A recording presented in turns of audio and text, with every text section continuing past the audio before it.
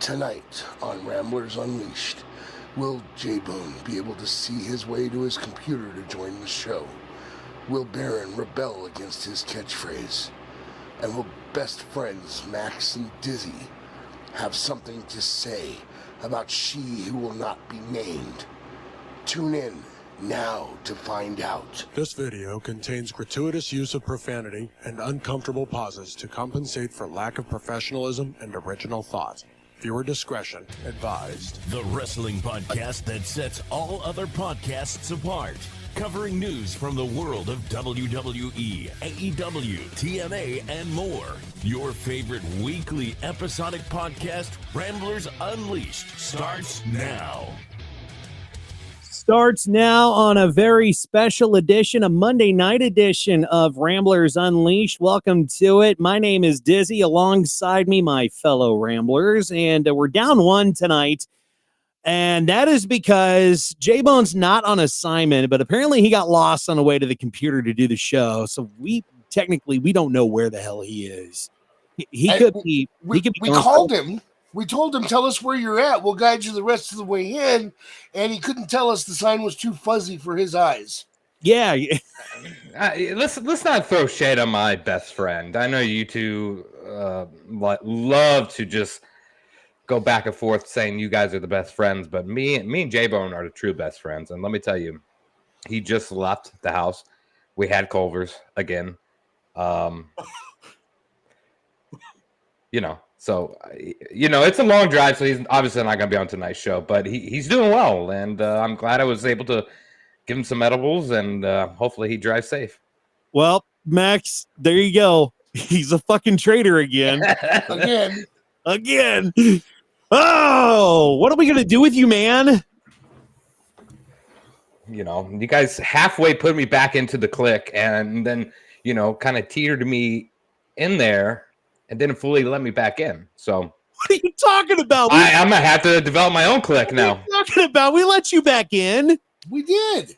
We totally let you back in. Wait, did you? Yes. Okay, well, you guys gotta give me a reminder every fucking day or something, because my brains are gone.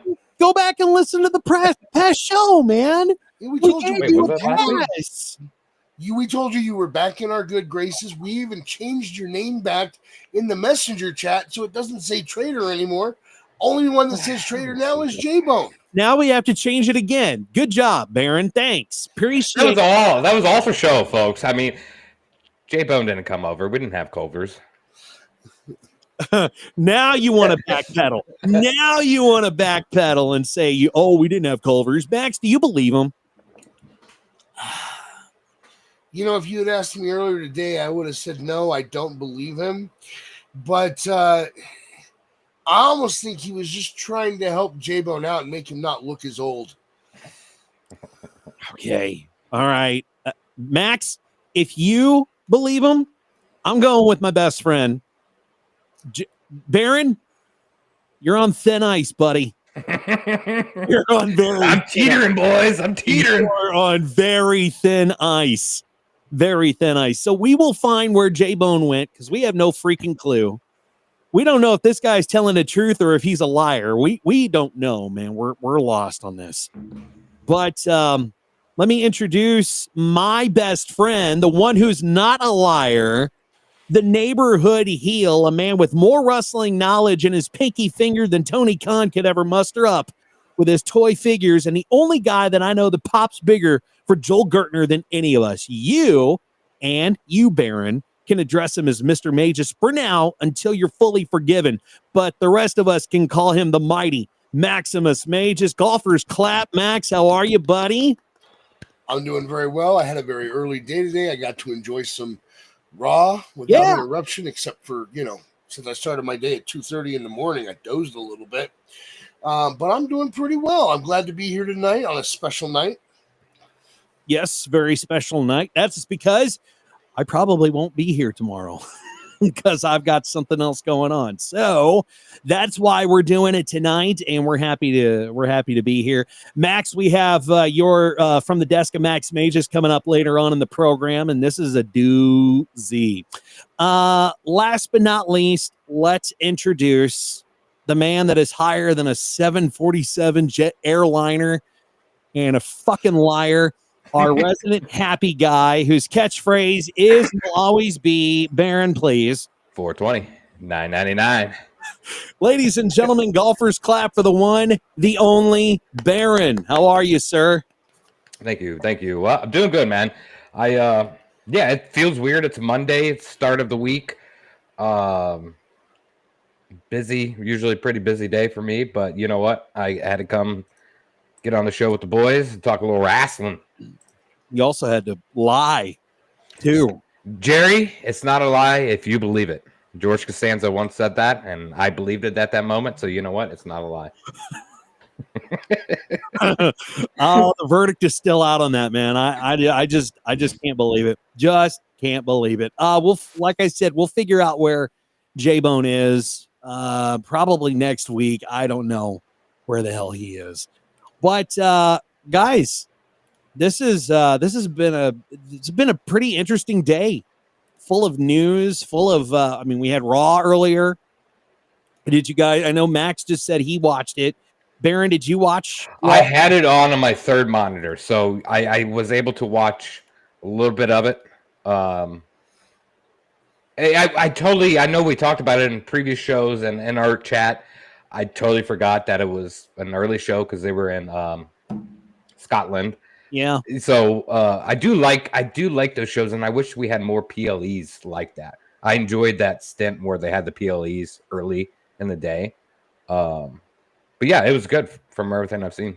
I'm just not. I don't know. I'm kind of stuck if I like them or not, because for one, I really like to focus and pay attention to Raw. But then again, it's like, okay, let's just get it over with and done, so that we can come on and talk about it. But I don't know. I'm still kind of just torn about it. I'm really just tired of the overseas shows, to be honest with you. But we have what I think one more, right? Listen, part of the reason I do like these overseas shows is because we get a spoiler-free experience. Whereas before, when it was on USA, we had no choice but to watch it taped, which meant that we were getting spoilers online before we could watch the show. I'm really liking the fact that I'm getting the spoiler-free Raw for once while they're in Europe. Yeah, it is nice to see the show live versus listening to the dirt sheets or finding out what happened on the dirt sheets. But I fully expected to start. If this was USA still, yeah, I would have started Raw and already known who Jay's his partner was. But I got to be surprised when it happened. Yeah, like I said, it's kind of hit and miss for me. But let's go ahead and get into some wrestling. No. Oh, okay. Let's not do that just yet. All right. I let you have a minute to talk about Raw while I was looking for something that I haven't found yet, by the way. But I'll find it. We'll keep looking. However, you can't skip over the last of the introductions. I know you like to. You don't like to call attention to yourself, and that's why you want to skip the rest of this. But I'm here to make sure it happens. First off, before we get to that main introduction, I want to thank the audience, because without you, we wouldn't be here. So thank you to our fifth Rambler. Tonight I guess you're the fourth, since the old man got lost on his way here. But thank you to the audience for being our fifth Rambler. You deserve a golf clap as well. Absolutely. Thank you so much, because without you, we wouldn't be here to ramble, and we would just initially just be talking to ourselves. So thank you very much. And we do that all week. It gets kind of boring. I want to talk to you guys too. I love these guys, but I need to branch out and talk to other people once in a while. All right? All right. That brings me to the host of the show, the man that puts all the stories together to make sure that you're entertained, the man without whom we wouldn't be Ramblers. We'd just be guys on like Smash This Podcast or Destroying Kayfabe. Now, to clarify, because everyone thinks I'm insulting those shows, I'm not. Those are quality shows, but we don't have a sense of identity on them. Here we do. We are Ramblers. And without this man next to me, my best friend, we would not have that sense of identity. So, ladies and gentlemen, please give it up for the host of the show, my best friend, Dizzy. Thank you, Max. Again, every single week we do this. It just gets more beautiful and more beautiful. Thank you. That was a very nice introduction. Baron, take notes. Take notes. Yeah. I got the trash bin right next to me here. I'm gonna go off air here in a little bit and just vomit a little bit, but yeah.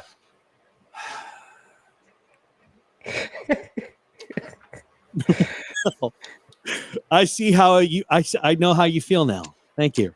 I appreciate it. All love, fellas. All love, yeah, it's all love. But again, thank you for being here with us tonight. We do start the show off with a little bit of sad news. Bill Mercer, if you are familiar with that name, he's one of the most iconic voices in pro wrestling history. He passed away recently at the age of 99. He's best known for his work in World Class Championship Wrestling from 1982 to 1987. And Mercer was the voice behind some of wrestling's most memorable moments during the Von Erich era in Texas. His signature play-by-play style gave kind of an extra layer of intensity to the WCCW product.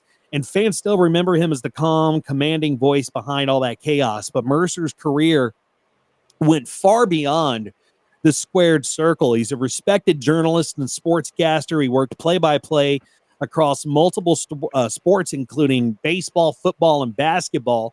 And Baron, he famously called games for the Dallas Cowboys. Dallas. This is our year. Texas, yeah, it's every year. It's every year. Texas Rangers and University of North Texas. But Mercer also covered major events as a news reporter for KRLD radio in Dallas, including the 1963 assassination of JFK. A Hall of Famer in both the Texas Radio Hall of Fame and Texas Sports Hall of Fame, Bill Mercer leaves behind a legacy that bridges sports journalism and wrestling. His voice helped define an era, and for those who grew up with his commentary, his impact will never be forgotten. So, guys, I would like to take our hats off and give Bill Mercer a Tim Bell salute. Rest in peace, Bill Mercer.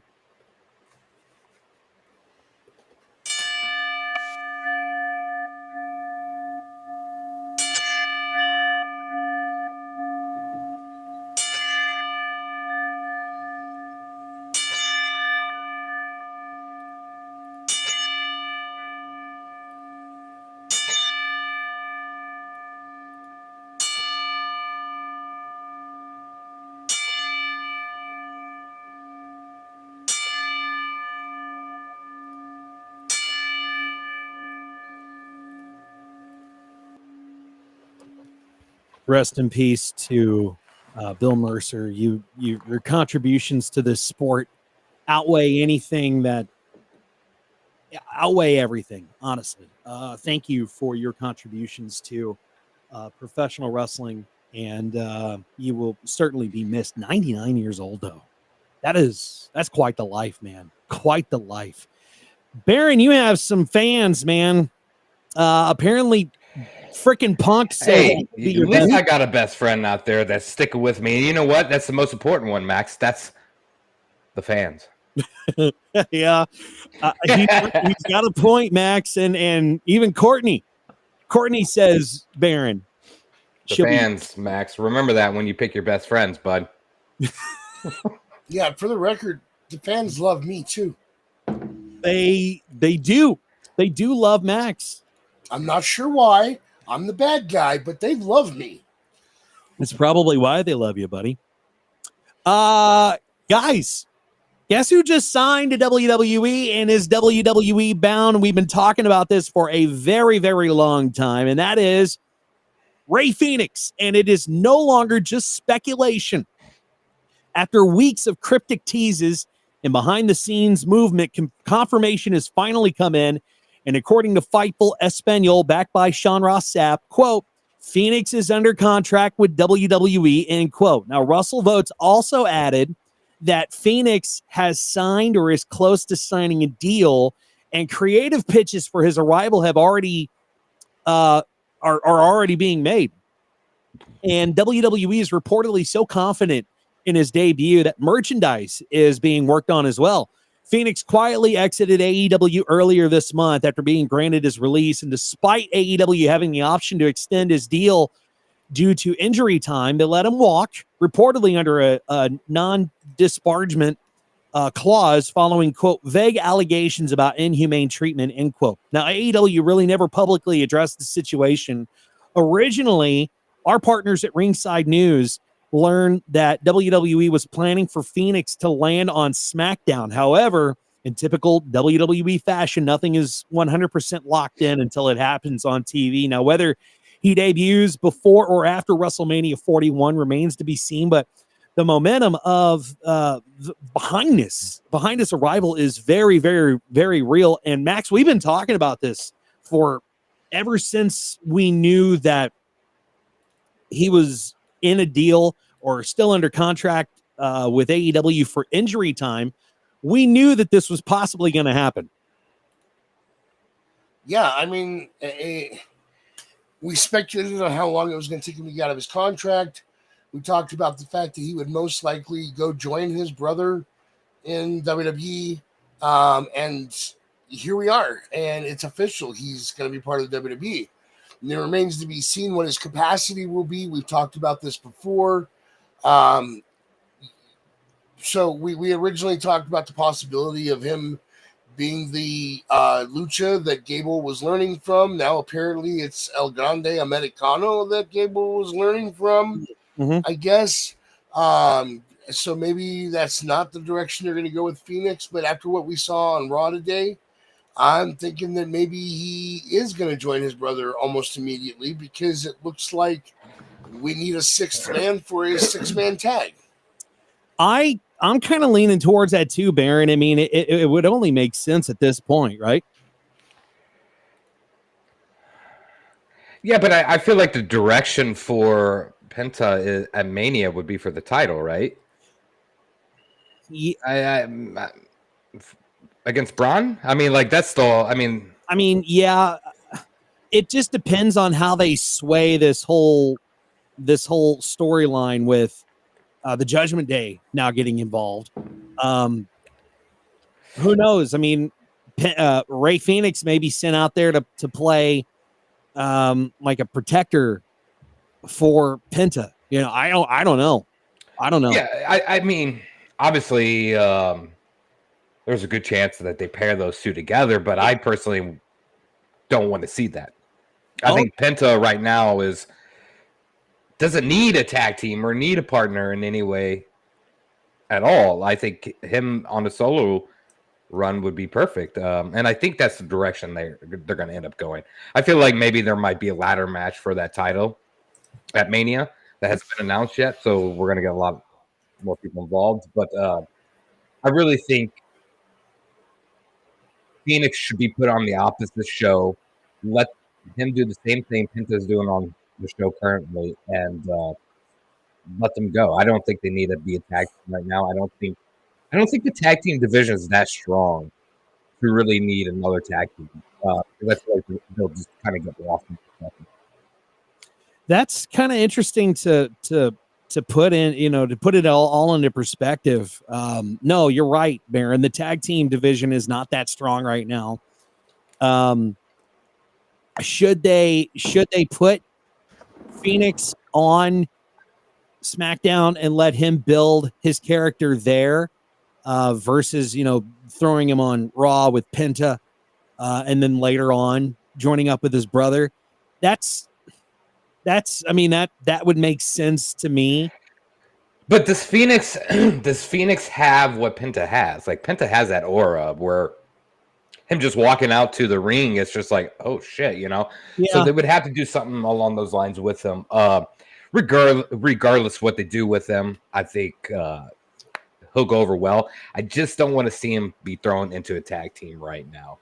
Let Penta do a single run, solo run, hold on to a title for a little bit. I think that would be the best way to go. I mean, I honestly think Braun's going to drop it to Penta. I really do. With the way that they're booking the story, I really do think that they're going to drop it that Braun will drop it to Penta. Yeah, I mean, Penta's over right now. Yes. If you put him in a tag team in any way right now, that would kill his momentum. Like, it would just halt it right there. Yeah. So How they use them, I'm not sure. I'm sure we'll get a tag team out of them in the future, but not right now. Unless they debut Phoenix on Raw, they don't put him in a tag team with his brother, but they send him out to the ring to play, like, to even the score, to even the odds or whatever, and then he goes to SmackDown once that whole storyline is done. That would be the only thing that would make sense to me as far as that goes. But we'll have to wait and see. One of the biggest things that happened in Glasgow today was CM Punk coming out and talking to the crowd, and this triple threat match that was announced for WrestleMania 41 and the contract that we're going to get next week on Monday Night SmackDown. I mean, all of this transpired on SmackDown, and we saw a massive brawl between CM Punk, Seth Rollins, and Roman Reigns leading up to the triple threat match between these three in WrestleMania 41.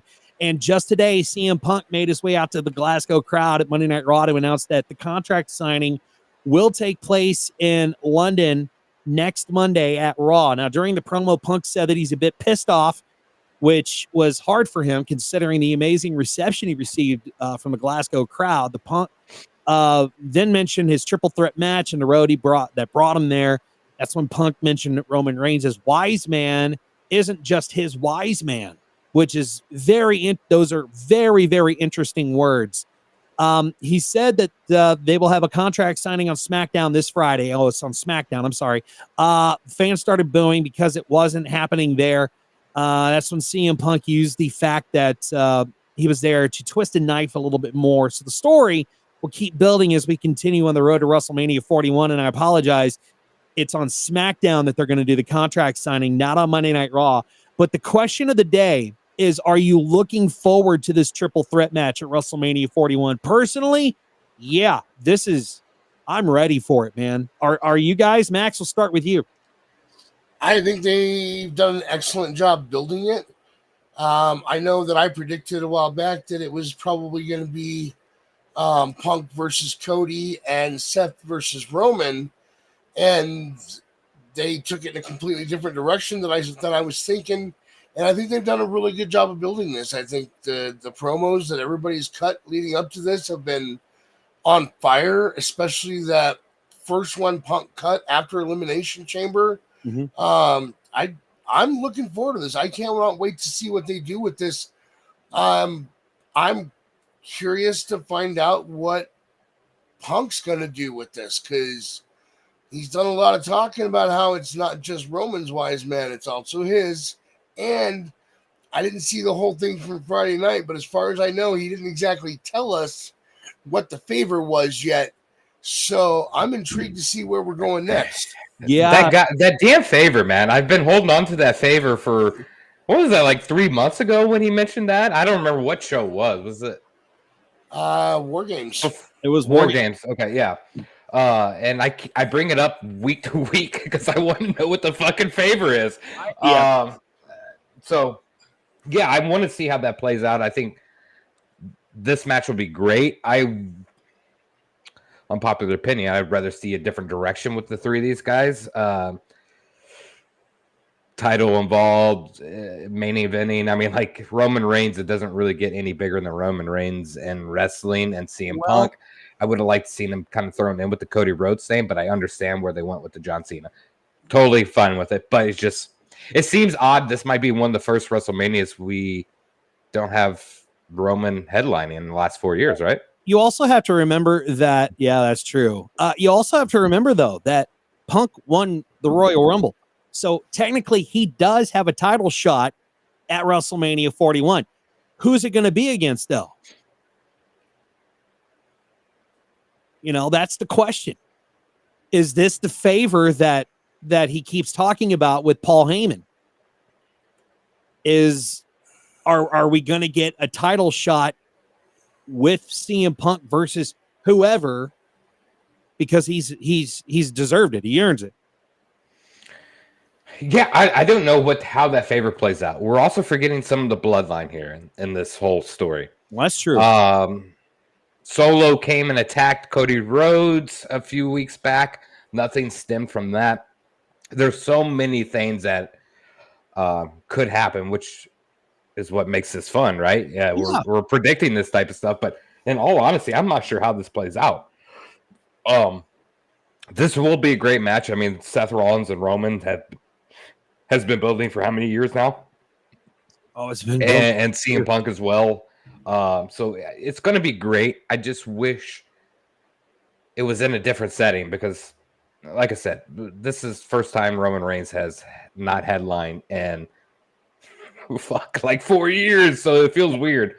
But the favor is going to be, it's got to be good. If they let me down with this, I'm gonna be upset because they made a big deal about that. This will be a downer, Max, if they don't take this the way that it should be swayed, and the way the story should be told. I mean, look, we kept getting promised surprises when Vince was running the company, and then we'd get the gobbledygooker, or we'd get Canyon coming out of a casket. I think Triple H has done a better job of actually delivering on surprises when we're building up to it. I'm looking forward to find out what it is. I don't think we're going to be let down. I really don't. I hope that we're not. I have faith in Triple H that he won't let his fans be disappointed because he's listening to the fans. We know this. He's listening to us, and he knows what we like and what we don't like. And that's the plus about all this. But let's hear from the chat. Are you looking forward to the triple threat match at WrestleMania 41 between CM Punk, Seth Rollins, and Roman Reigns? Light up that chat. Let us know, and your comments might show up on the screen here. Now, for SmackDown, let's continue talking about that because there's some viewership numbers that came out for the March 21 episode, and they saw a bit of a decrease. So Friday Night SmackDown continues to its dominance as WWE's flagship program with another action-packed episode on March 21st. However, the latest viewership figures show a decline in total audience, while the 18 to 49 demographic rating remains stable. So according to Programming Insider, SmackDown drew 1.459 million viewers on the USA Network. That's a bit of a drop, negative 7.1% from the 1.571 million viewers the show drew on March 14th. In the key 18 to 49 demographic, SmackDown scored a 0.39 rating, also a bit of a decline from previous week's episode, 0.52. Now, I'm talking about this because we need to keep it fair. Even though we do talk about AEW's viewership's ups and downs, when we see it, we will report the ups and downs on viewership for WWE programming. Now, there have been more ups for WWE than there have been for AEW as far as the viewership goes. And I mean, let's face it, 1.459 million viewers is a whole hell of a lot more than what AEW is drawing over on TBS and TNT. And that's not surprising, but it should be an eye opener for the folks over at AEW. But again, just to keep it all fair, we're going to report it. If we see it, we will talk about it. Let's go to the desk of Max Magus. All right. Yeah. Real quick though, let's touch base on this for a split second because like there wasn't like a crazy decrease here, but no, we also got to remember NCAA March Madness has started, and a lot of solid games were on Friday. So like, I mean, I was also watching those over wrestling, but nonetheless, that's a big thing, and it is. And I would say the same with AEW if that was the case, but yeah. Well, they're also, I mean, AEW has preempted a lot of their programming for the NCAA tournament. Yeah. So, but WWE doesn't have to do that because USA Network isn't airing any of the March Madness stuff. So, I mean, compared to what AEW's pulling, those are pretty good numbers. Pretty good numbers. So let's go to the desk of Max Magus and let's talk about something that's kind of a shock in the pro wrestling world. And Jey Uso, of course, shocked the world by winning the 2025 Men's Royal Rumble. He's now set to challenge Gunther for the WWE World Heavyweight title at WrestleMania 41. While there's still time until that match happens, many feel that their current feud has a lot left a lot to be desired.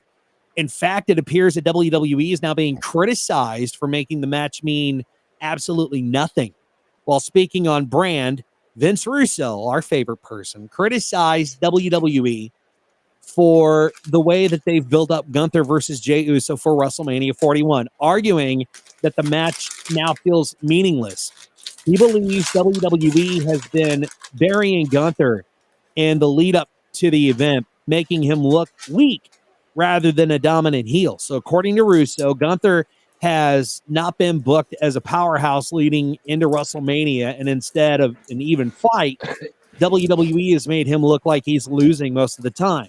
He pointed out that as a champion, Gunther should be presented much stronger. And I quote, "Going into WrestleMania, they've been absolutely burying Gunther. So quite frankly, that match means absolutely nothing. Gunther is not a killer heel. He's not been slaying people going into WrestleMania. And bro, they haven't been even booking Gunther 50-50. They've been booking Gunther 25-75, and Gunther's getting 25, and this is your champion." End quote. Now, fans who were hoping for an intense rivalry between Gunther and Jey Uso have been disappointed with the WWE's booking. Instead of feeling like a major world title showdown, the feud has lacked excitement and feels less important compared to other WrestleMania matches. So, Max, I'm kind of interested in your thoughts on what Russo had to say about this feud. First off, Mr. Venom, how many times did you say bro as you were having your little rant? Secondly, take it for what it's worth. This guy has some successful storylines back during the Attitude Era and then decided to rehash those storylines and go into we're going to put everything on a pole era. So take it for what it's worth coming from this guy. And I know there are people that are disappointed in the Jey Uso versus Gunther storyline. I get it. And it's not just people that are turning sour on now. I'm talking people have been against this since the beginning. But Gunther has been presented very strong in this, okay?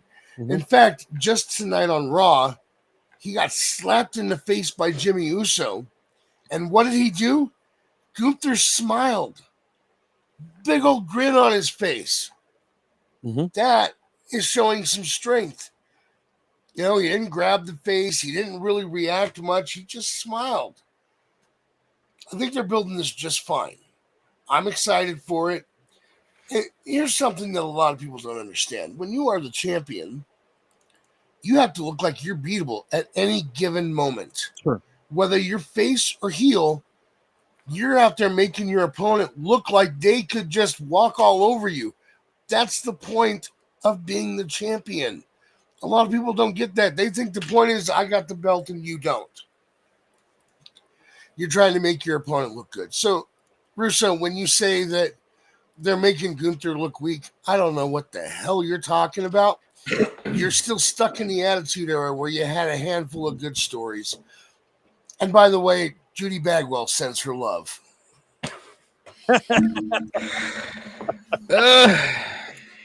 Yeah. I got some words to say about this, and I'm gonna, of course, be the bad guy in this. I'll go for it. I have to agree with them. I think the way this story is being told, and I mean, like, I actually said this as soon as he won the Rumble, and we did our after show after it. It doesn't make sense. I get what they're going for. I know what they're trying to do here. It's typical 90s wrestling. I mean, like, it's very predictable what's happening. And as Gunther, someone who was, we could look it up, the Intercontinental Champion for how many days? Over 400, right? I mean, yeah. So, I mean, and very rarely loses matches, and I think that's the way they should have tried to book him as the champion right now as well. So I have to actually agree with him and say that, for one, the story just is not interesting in any way, shape, or form. Like, it's just, I don't have any stock into it, and it's not, other than getting my yeets and the crowds reacting, I don't get much from it. There's not much storytelling. You're not grabbing my attention in any way. And on paper, book, Gunther should absolutely destroy Jay. And I don't think this is how this is being played out. Well, and I mean, they pointed to this tonight when Jimmy and Jay were on the steps talking, because they actually tag teamed for the first time in, I think, over a year tonight in Glasgow. But Jay has not beaten Gunther. Every time that they've been in a match, he hasn't beat him. And Jimmy pointed out that you're right, you haven't beat him, but that's not the Jey Uso that I'm seeing. So is Jimmy trying? I mean, Jimmy's trying to bring out that animalistic side of Jey Uso so that he can go to Mania and that he can beat him and become the champion. But is this story? Am I invested in this story? Not really, honestly. I don't know what it is. It just seems. Well, it's just like a typical underdog. Well, yeah, a storyline, and that's why it's not that interesting, because we've had it so many times. Well, I mean, we've had it with Sami Zayn. We've had it with Daniel Bryan. I mean, we can go back into years and years. It's very typical. Typical, and it's just not interesting. I don't know. It's just something that hasn't caught my attention at all, and that's sad, because that's a world title match. It is a world title match, and it is kind of sad. And but hey, we get the yeets. I mean, we do get the yeets. We do get the yeets, but it doesn't feel like it's important. It definitely, to me, does not feel like it's WrestleMania worthy. I hope they pick up the steam on this, like, big time. It just needs something, that little extra oomph, and I'm not quite sure what it is. But and for Max to say that they're booking this just fine, everybody is different. Everybody is absolutely different, and I just don't know what would make it better. I have no clue. But let us know in the chat what your thoughts are.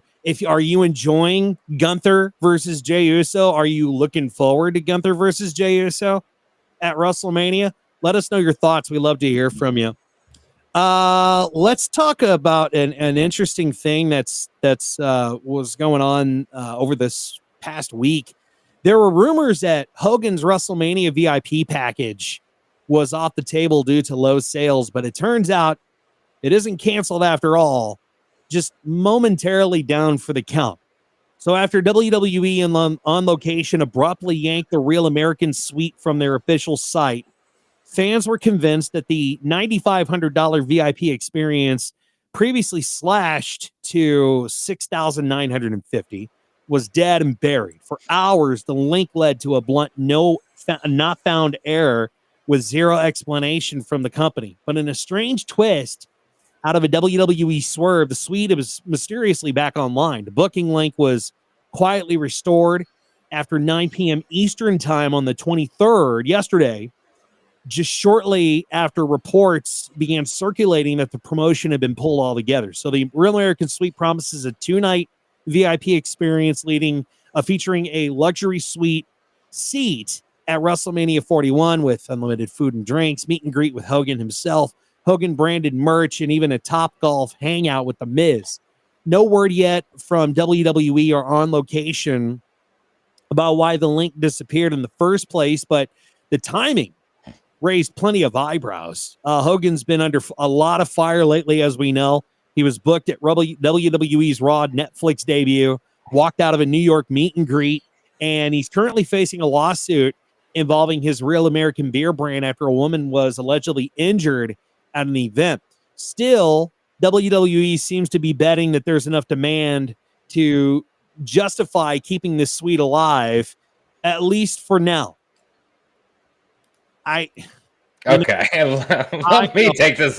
Let me just take this real quick, and let's just not dive too deep into this. Anybody willing to pay $6,000 to see a racist, fucking shriveled up guy right now? I'm sorry, just don't do it. There's not a demand. Nobody is dying to see Hogan in this point in juncture. There is a reason why he's getting booed. There is a reason why nobody's buying these tickets. Or his beer.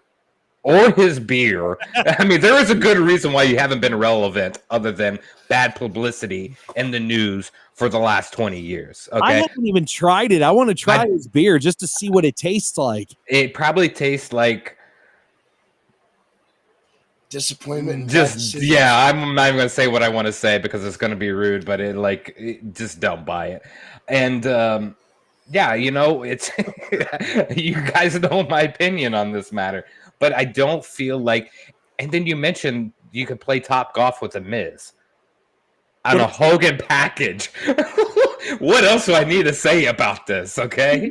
You have to throw in someone else, I suppose. So why not the fucking Miz? I guess, but I wouldn't mind hanging out with the Miz. Oh yeah, this is like a Hogan package, so I expect to play Top Golf with Hogan. I want to go hang out with Hogan just to count how many times he says brother. Just to count.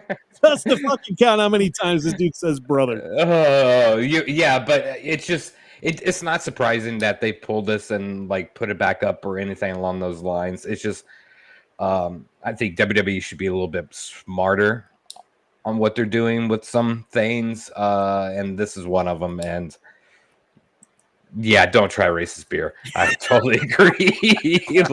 Please don't. Yeah, that's all I got. Listen, we kind of touched on this last week, and I just want to point something out. Yep. The Hogan meet and greet, while it's been marked down to $69.50, still costs the same thing as an entire travel package for WrestleMania weekend. Yeah, that's true. If I'm gonna spend that much money, I'm gonna go for the package that gives me all the bang for my buck, and no racist asshole in in front of me telling me stories. I don't want to hear your stories anymore, Hogan. I haven't liked you since the 80s. Now, I will say one thing that's nice about Hogan real quick. I cannot deny the contributions that he has made to this business. Whether you love the guy or you hate the guy, he has made an impact. He has made the business better along the way, and worse in a few cases too. But I cannot deny what he's done to the business. That being said, I still would not spend $5 to spend time with Hogan. I would rather spend my money on the full package. And listen, WWE, if you ever want to put out a package out there that is all about the Miz and Top Golf, I might consider saving up for that one. But as the Iron Sheik used to say, fuck the Hulk Hogan. So let me ask you this, guys, and I want to start with the Baron. If you had to spend time with Hulk Hogan or Vince Russo, who would you pick? Vince Russo. Oh my God, you're I don't have tolerance for that type of mentality that Hogan. No, I just don't have time for that in my life. That mentality that he deprives on, and it's beautiful when he comes out to the crowd and everybody's booing him. It's not political. It's because he's a racist bastard. So no, I would spend time with literally anybody on that roster before I spend time with Hogan. I do not enjoy anything. Just like Max said, I appreciate his contributions to wrestling because he really brought it over. Absolutely. But that was also in 1980. It's 2025. Well, we could talk about the stint of NWO as well. I totally agree. Yeah. But at the end of the day, WWE ended up buying them out, and he was actually part of the downfall of that. So it's, but $6,000 is a very large price tag to do that. And I totally agree with Max. Spend the money on the full package for Mania. That would make more sense. It would make much more sense. Even though apparently you do get a suite to watch WrestleMania 41 with the Hogan package. You get to watch with Hogan? I that don't doesn't cover your airfare, your hotel, the stuff that is included in the travel packages for the same price. Well, that's true. That's true. Yeah, there's a lot of things that go with that. To answer the question, the racist or the guy that's a little out of touch, what time's the next bus go through so I can step in front of it? I didn't know that was an option. I would have chose that too. If I had to choose between the two, it's going to be Russo. As much as I can't stand his mindset that he's the best in the business, bro, and only he knows, bro, what the deal is, I'd still rather talk to him. He'd probably tell me a more interesting story than Hogan would. Personally, I don't think I'd want to spend time with either one of them because they would just piss me off. I mean, if we're just being real, I don't think I'd want to spend any time with either one of them because Russo and I would have fucking argument after argument, and Hogan and I, even though I would thank him for his contributions to professional wrestling, we'd have problems because he was the downfall of WCW and he was the downfall of TNA. A little bit. He helped. He didn't help the situation at all. No, I'm not denying that he helped with the downfall. Yeah. But as I pointed out before, WCW's biggest downfall was too many cooks in the kitchen. Well, everybody wanted their hand in creative, and so you were pulling the storylines in too many directions. Everyone was trying to get their top spot, and eventually they just crumbled everything around them. And yes, Hogan was one of those egos. So yeah, but there was also the Turner executives and all of that, and we won't get into all of that right now. But Hogan had these stupid contracts that he signed, and he wouldn't work with Jeff Jarrett, and there's just a whole mess of shit that Hogan and I would have a problem with. So I wouldn't want to spend time with either one of them, waste my breath. I don't want to do that. But let's hear your thoughts, chat. If you would spend time with either Hulk Hogan or Vince Russo. Let's move on to Triple H. He's set to be inducted into the WWE Hall of Fame this year, and it's led to considerable backlash from fans and one specific person that we've already talked about. With that said, it appears that the former WWE writer thinks Triple H is partly to blame for the backlash. Many fans have felt that Triple H is being shown too much and doesn't understand why he needs another Hall of Fame induction when he's already in there as part of D-Generation X. Some believe other WWE stars convinced him to accept the honor, as fans aren't happy about Triple H getting another Hall of Fame induction. Now, while speaking on the Wrestling Outlaws, Vince Russo said Vince McMahon would have never allowed this to happen, and he didn't want extra recognition. Russo also explained that if people tried to do the same thing with McMahon, he would have refused and told him to focus on the wrestlers instead. Russo argues that Triple H is still at fault for allowing others to influence his decision. And I quote, "When you say Triple H is not in the editing room and he is not saying, put me in this, put me in that, and you're saying, the people under him are doing that, maybe to get over with him or whatever." But it's so funny because then you would have thought they would have handled Vince McMahon the same way, but they never did because they knew Vince didn't want that. Vince would look at that and say, "Take me out of that, put one of the boys in my spot," end quote. Now, Russo also said Triple H appears too much in WWE shows and promotions, which makes some fans frustrated. He pointed out that Triple H is in too many WWE ads, including for WrestleMania, while McMahon never put himself in the spotlight like that. That's bullshit, and we know that, Vince. Russo also believes that Triple H wasn't featured so much in WWE's marketing and big events fans wouldn't be as upset about him getting another Hall of Fame induction. But The Undertaker has called out those who are criticizing Triple H for getting another Hall of Fame induction. Now, here's why I say that's bullshit, because it is. Going back on the too many appearances, let's not forget that Triple H isn't alone in all this. And really, we haven't seen much of Triple H on TV since he's taken over the company. Vinnie Mac appeared way too much on both SmackDown and Raw, even on pay-per-views and matches. And even outside of matches, he would go out there and cut fucking promos on pay-per-views. I haven't seen Triple H on programming in a very, very long time. So for Russo to be bringing up this Hall of Fame induction is stupid, that Triple H doesn't need to be in the Hall of Fame. He deserves to be in the Hall of Fame. Yeah, he's in there because of DX, but he is the mastermind, along with Shawn Michaels, on why D-Generation X is in the fucking Hall of Fame to begin with.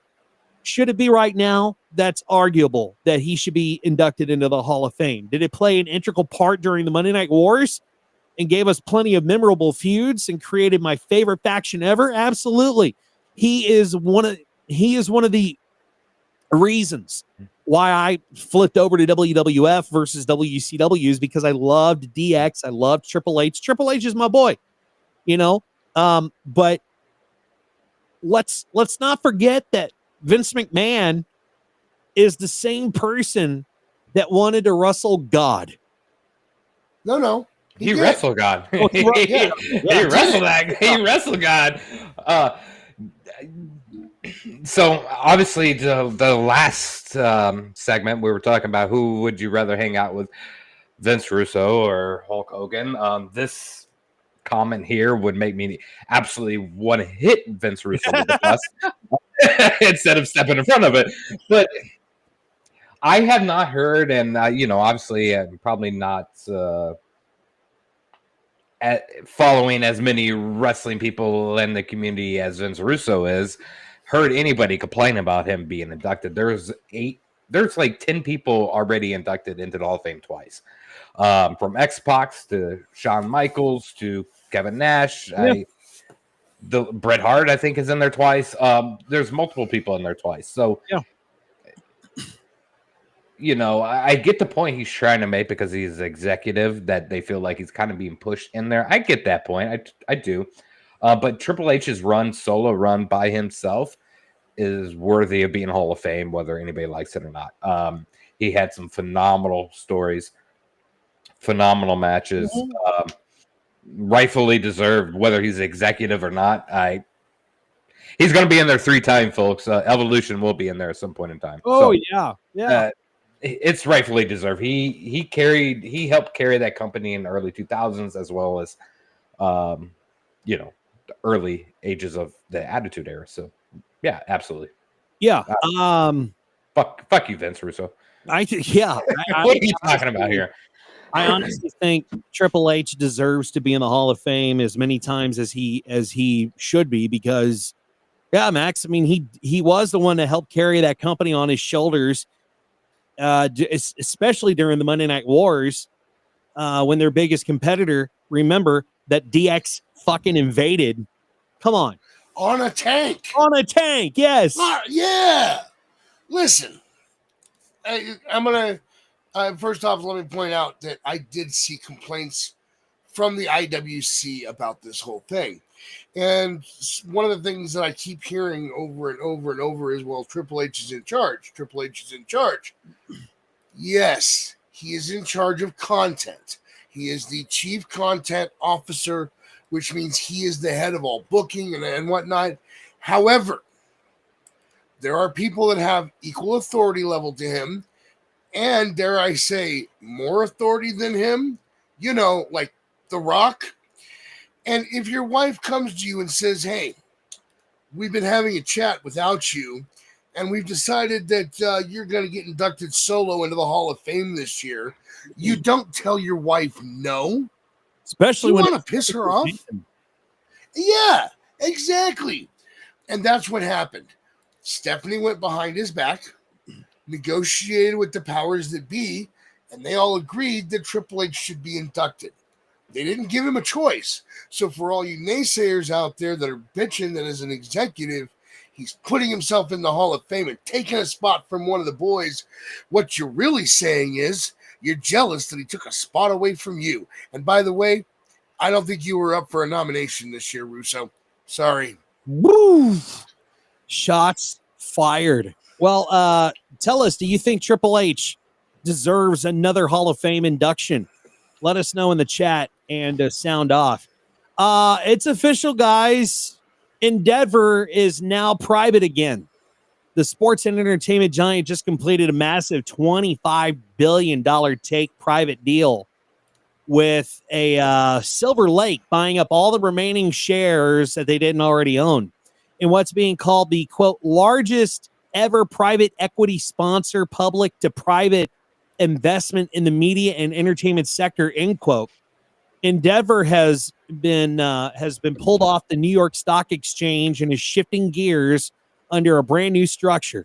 Shareholders scored $27.50 per share in cash, a 55% premium over the $17.72 price before Endeavor first announced it. Was exploring strategic alternatives in October of 2023. While the transaction finalized, Endeavor is no longer trading publicly, and it's a Class A stock and done on Wall Street. But the bigger headline, the launch of this new WME group, the new name for Endeavor's powerhouse portfolio of representation and IP-driven businesses. So the lineup includes WME, one of the most legendary talent agencies on the planet, 160over90, the global marketing agency that brings brands and culture together, IMG Licensing, a brand licensing juggernaut, Pantheon Media Group, the Emmy-winning production force behind true crime, live events, sports, and more. And WME Group, rather, isn't the only piece in play.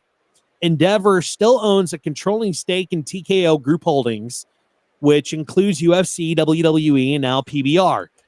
With more than 500 live events annually across 210 countries, TKO remains a major force in global sports entertainment. I mean, Max, this is pretty big news, and I love to see companies able to go private versus public, which I believe was one of the biggest downfalls of the WWE, if you ask me, when they went from private to public.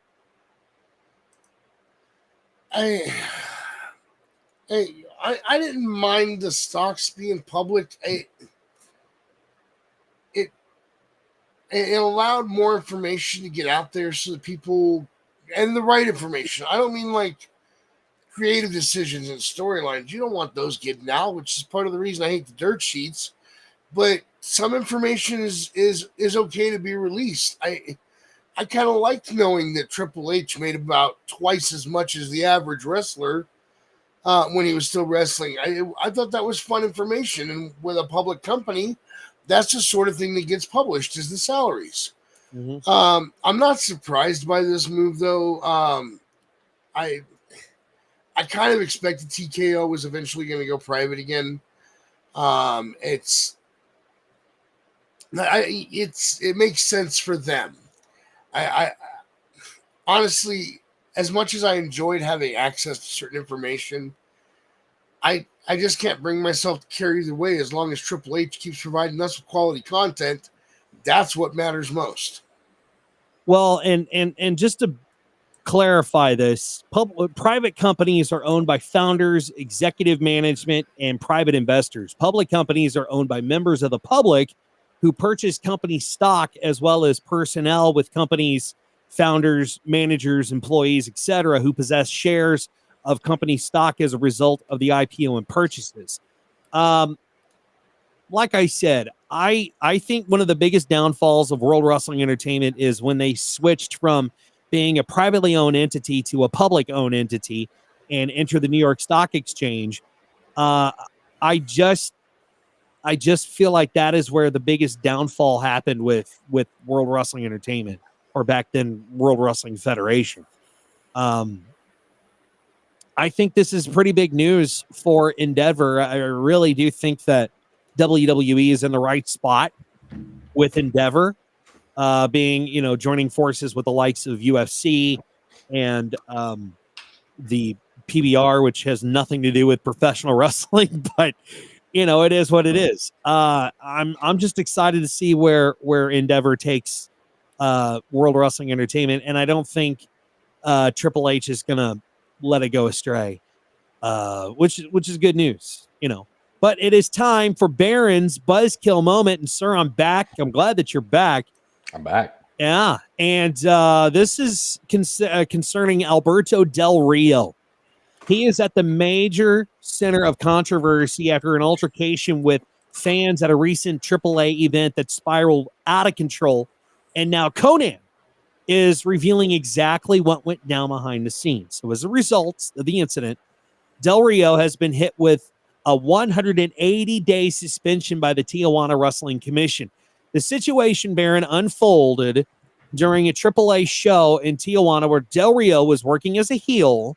He went off script and entered the crowd. Fans were already heated, but things got out of hand really, really quickly. And according to Conan, Del Rio played a major role in escalating all this chaos. So speaking on his Keeping It 100 podcast, Conan broke all of it down, and he said, and I quote, "I said your biggest mistake was going into the crowd. I know you threw the chair. You're a heel, and you've got incredible heel heat right now." Conan explained that Del Rio got on the mic during the show and further provoked the crowd, who were already angry with his in-ring persona. Again, and I quote, "He went out there, got on the mic, and got heat." Now imagine, everyone knows wrestling is entertainment, but when you get people so fired up that they're throwing things at you, challenging you to a fight in 2025, that's something else, end quote. Now the heat turned physical when fans began throwing objects at Del Rio, including Mexican coins, which are known to be particularly heavy. One coin repeatedly struck Del Rio under the eye, and that's when he lost control. Conan continued, and I quote, "He told me, and I know this for a fact because a friend of mine was sitting nearby, that he was getting bombarded. If you've ever seen a Mexican coin, they're heavy, and he got hit under his eye with one. He was getting hit with a whole bunch of stuff, and for a moment, he lost it," end quote. Now, in retaliation, Del Rio hurled a chair into the crowd, but didn't land where he intended. According to Conan again, and I quote, "The guy who threw the chair at him first, I guess it bounced and hit a lady," end quote. Del Rio has since gone public, claiming that he was the real victim in this altercation. He criticized that Tijuana Wrestling Commission for how they handled the matter, insisting that the response was unfair and one-sided. Still, the 180-day suspension stands, and he's effectively banned from competing in Tijuana until the fall. This is just the latest chapter in Del Rio's long and controversial career. While fans continue to debate who is truly at fault, it's clear that the incident has done some pretty serious damage to his current standing in this industry. So, Baron, I'm interested to hear your thoughts on this. Do you think this was all part of the heel persona of Alberto Del Rio, or do you think that he's kind of a hothead and this is just the tip of the iceberg of his troubles? Yeah, I mean, like, this is a pretty split opinion here because, like, I mean, if I'm getting hit with coins, I don't care what profession I'm in. I'm throwing some shit as well. Because, I mean, you have to think about, and I don't mean to interrupt you, but you have to think about it.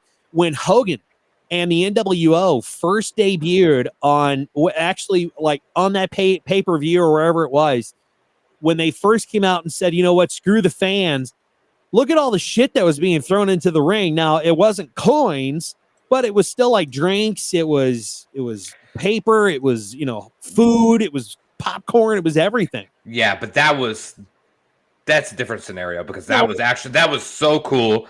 That was badass. The wrestlers at that point in time, even they knew it was badass getting hit with those fucking drinks and whatnot. That just looked cool because of the scenario. But I think it's a pretty easy assumption with his track record, Del Rio.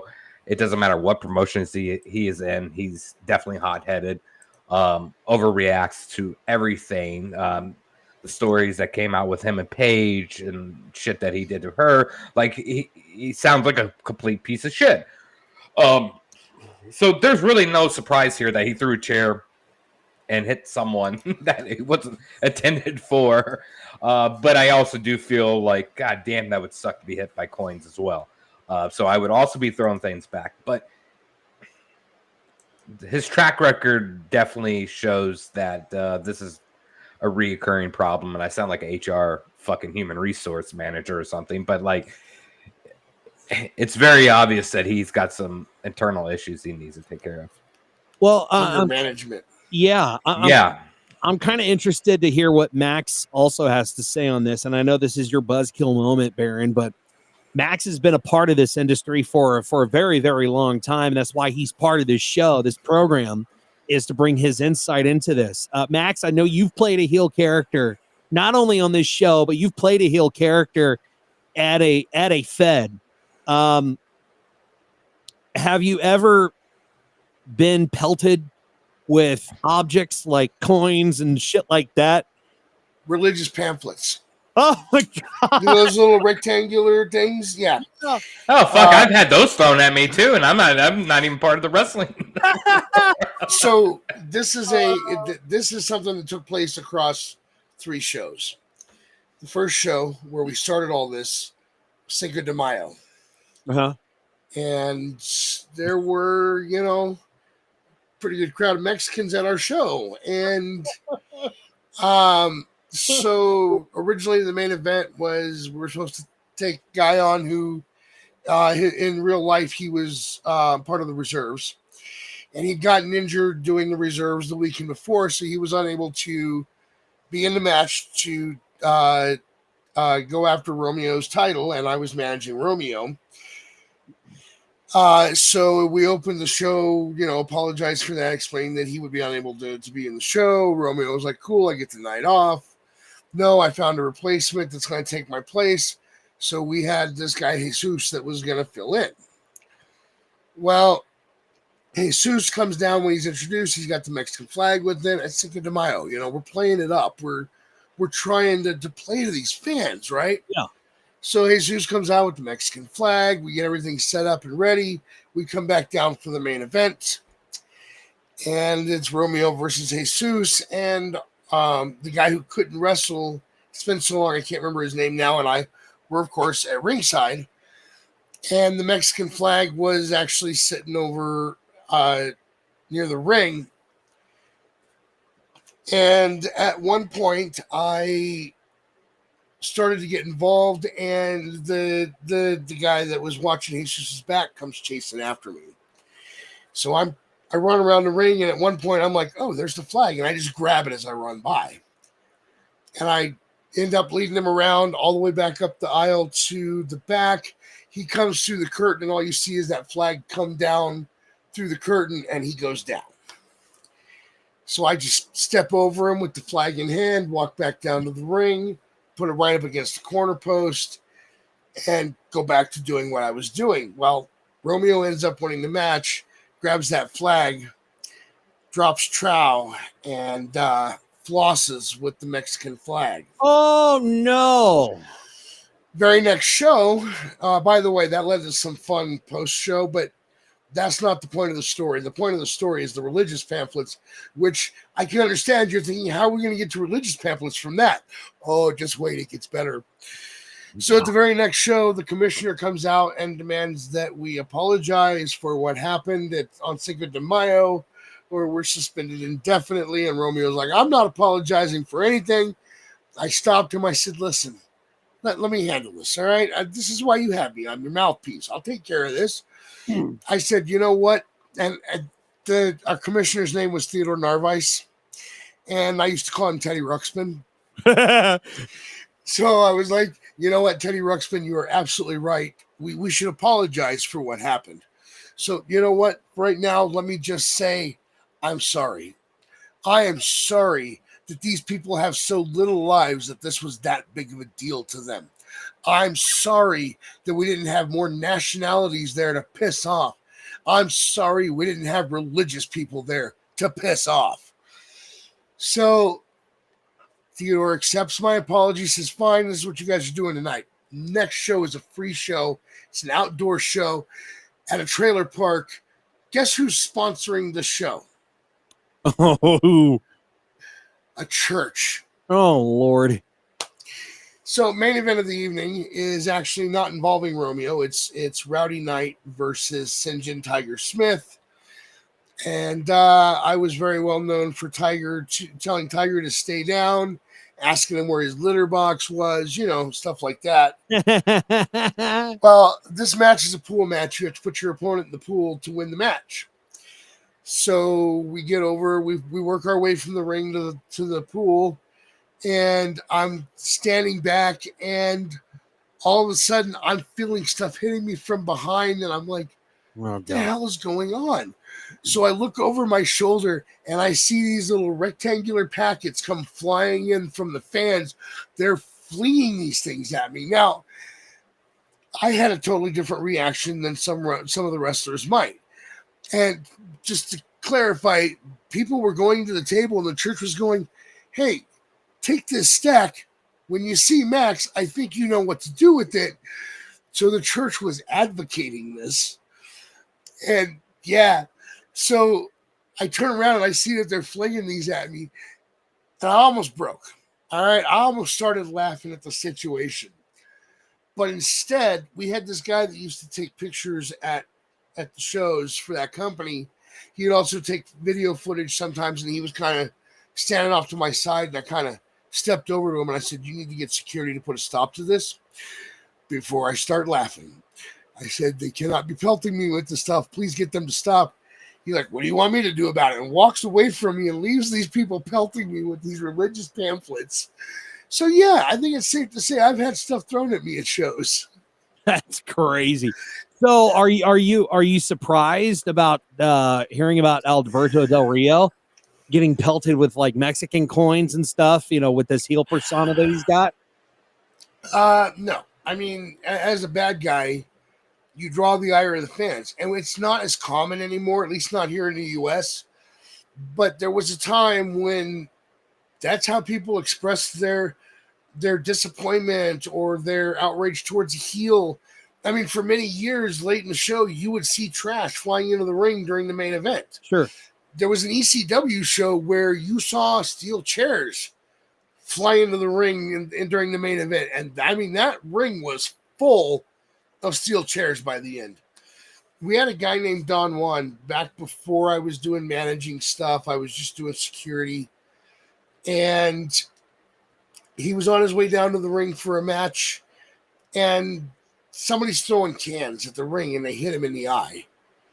And he happened to get there before I did. He had this kid up and I had to calm him down and say, hey, let me handle this. Because instinct just took over. He was upset. He went for the kill.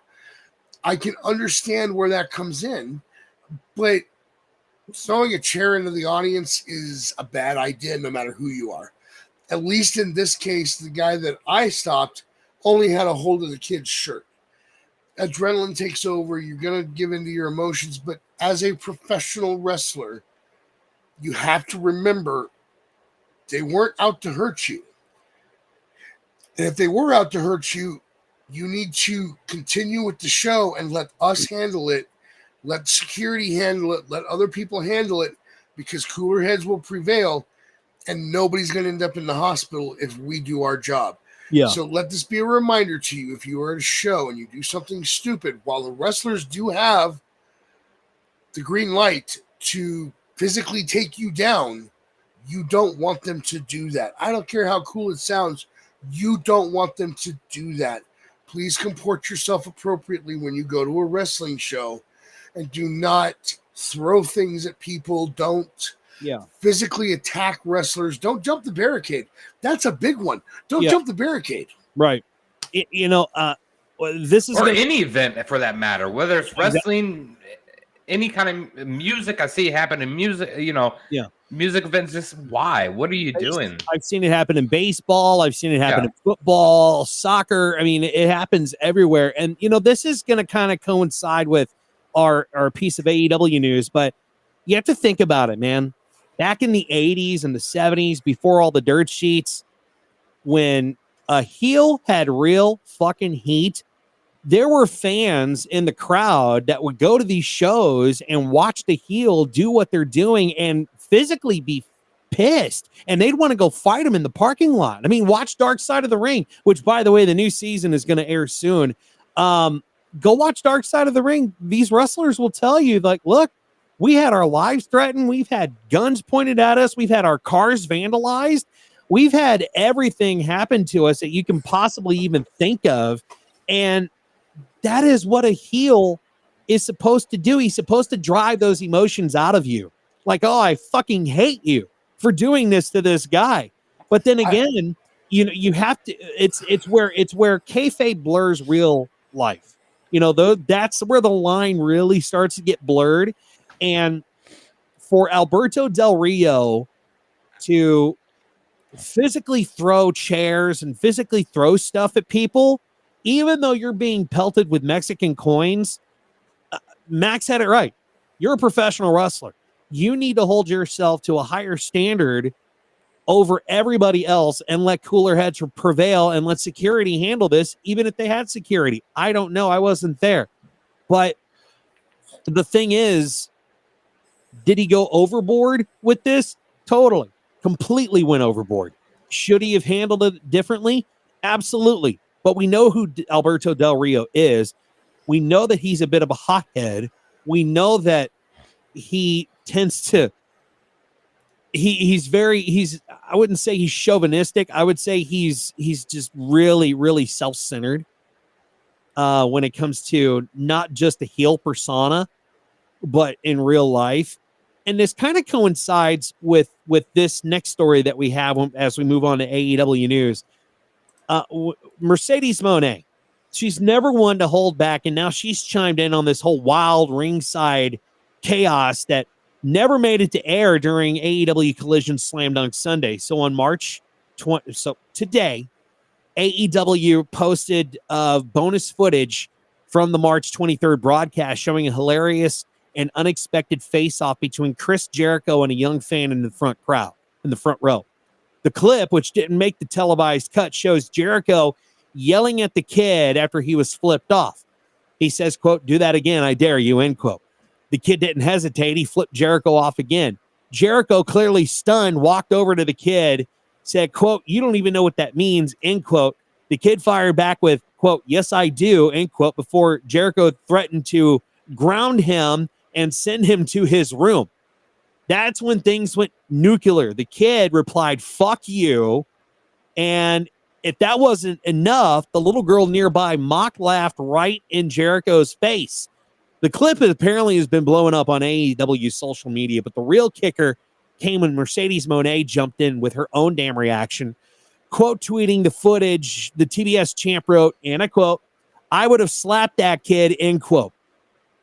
Needless to say, Monet's comment added gasoline to an already viral moment, sparking debates online about the limits of fan interaction, especially when it involves kids going full heel against a heel at ringside. Now, I love seeing this, honestly. This is what I was talking about earlier, back in the day when fans were really interactive with heels at the show, but it made real heat, and it made the wrestlers have to keep kayfabe because the rivalries that these two wrestlers would have, the face and the heel, they had to keep that going. They had to make sure that, okay, we have to say, okay, this is real. This isn't just a show for you.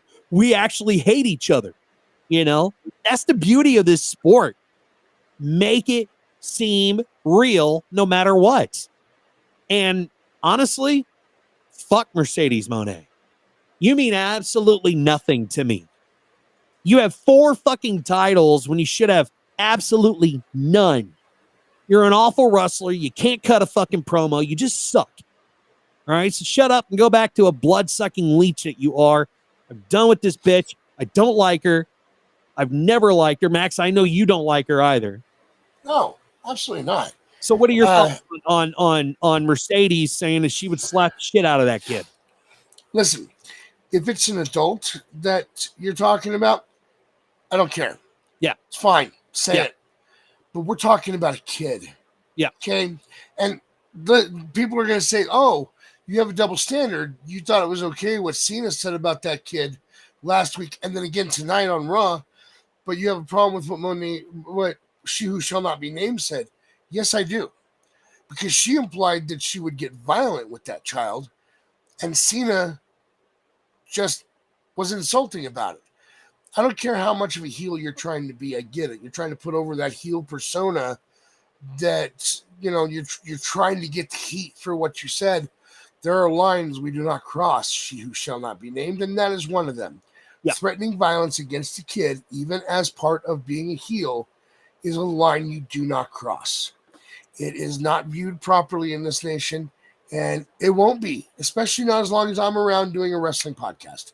As long as I got Dizzy, who feels the same way, I got this Chad over here on this side, they all feel the same way. Look, don't do that sort of thing. That's not enhancing your heel persona. It makes you look like a shitty human being, not a good heel. And how Jericho handled it was great. I thought, I mean, I haven't seen the video, but how Jericho handled it from what this article says was absolutely great. That's how a heel should handle it when it comes to children. When it comes to an adult, you're right, Max. It's different. It's totally different. But for Mercedes to say that I would slap the shit out of that kid or I would slap that kid, yeah, no, you just don't do that, especially if you're a fucking champion. Face or heel champion, you are representing a company. You are representing the company that pays you to go out and do these media the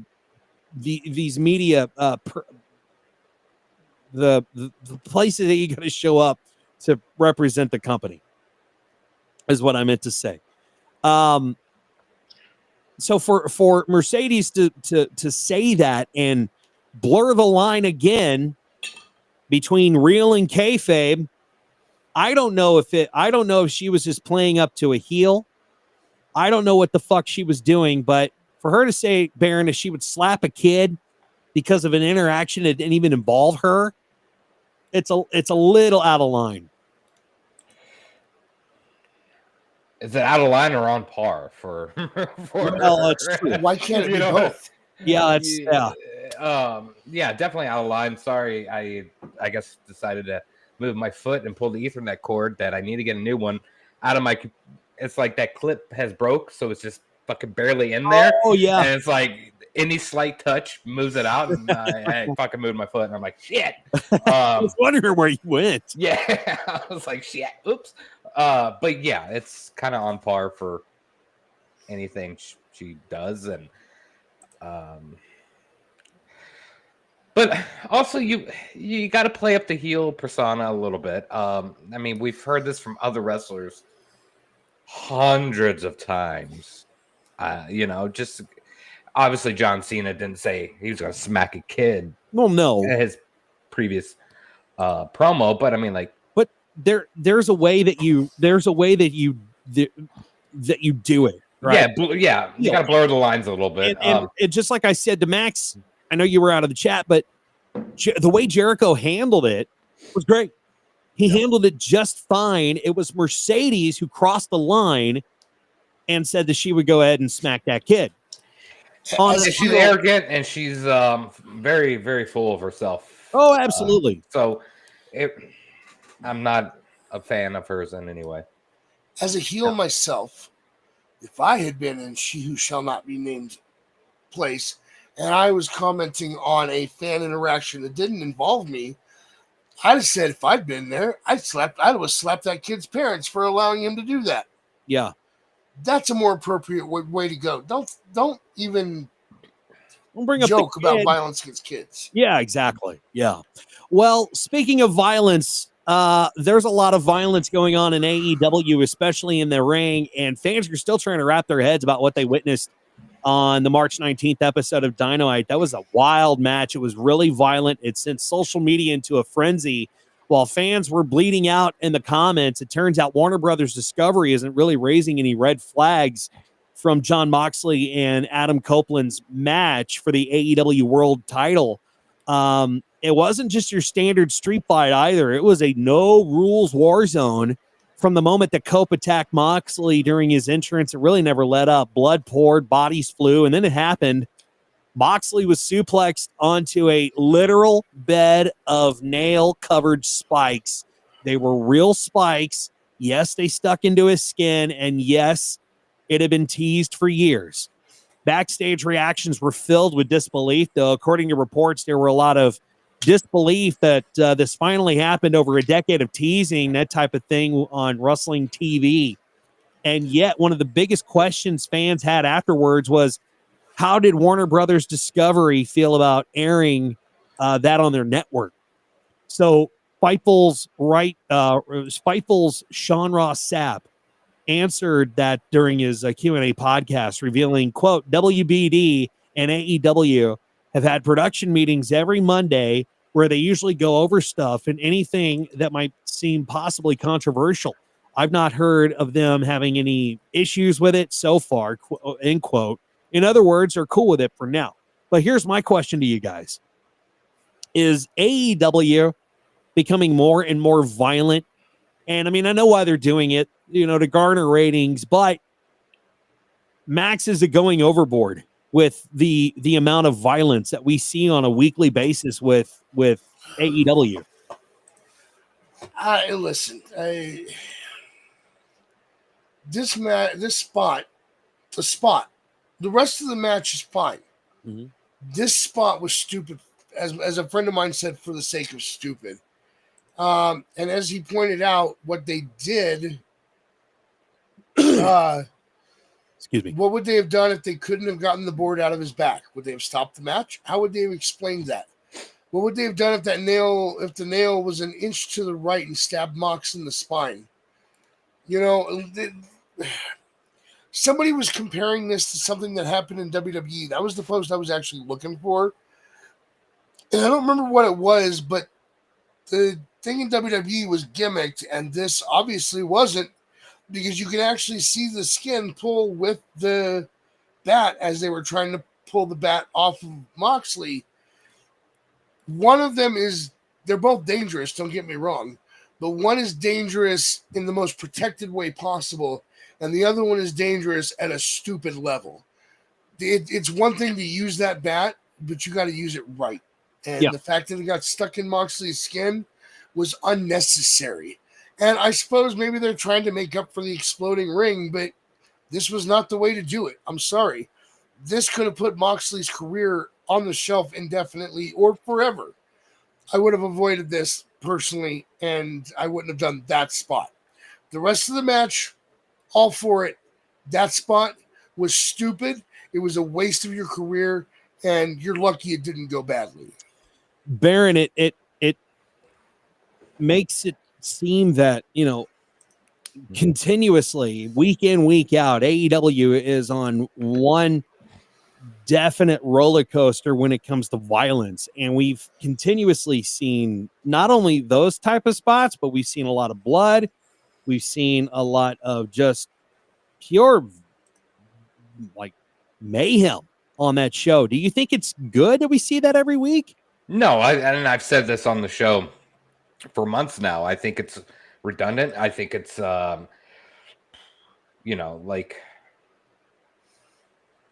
it's a clear indication that they have no direction of storytelling.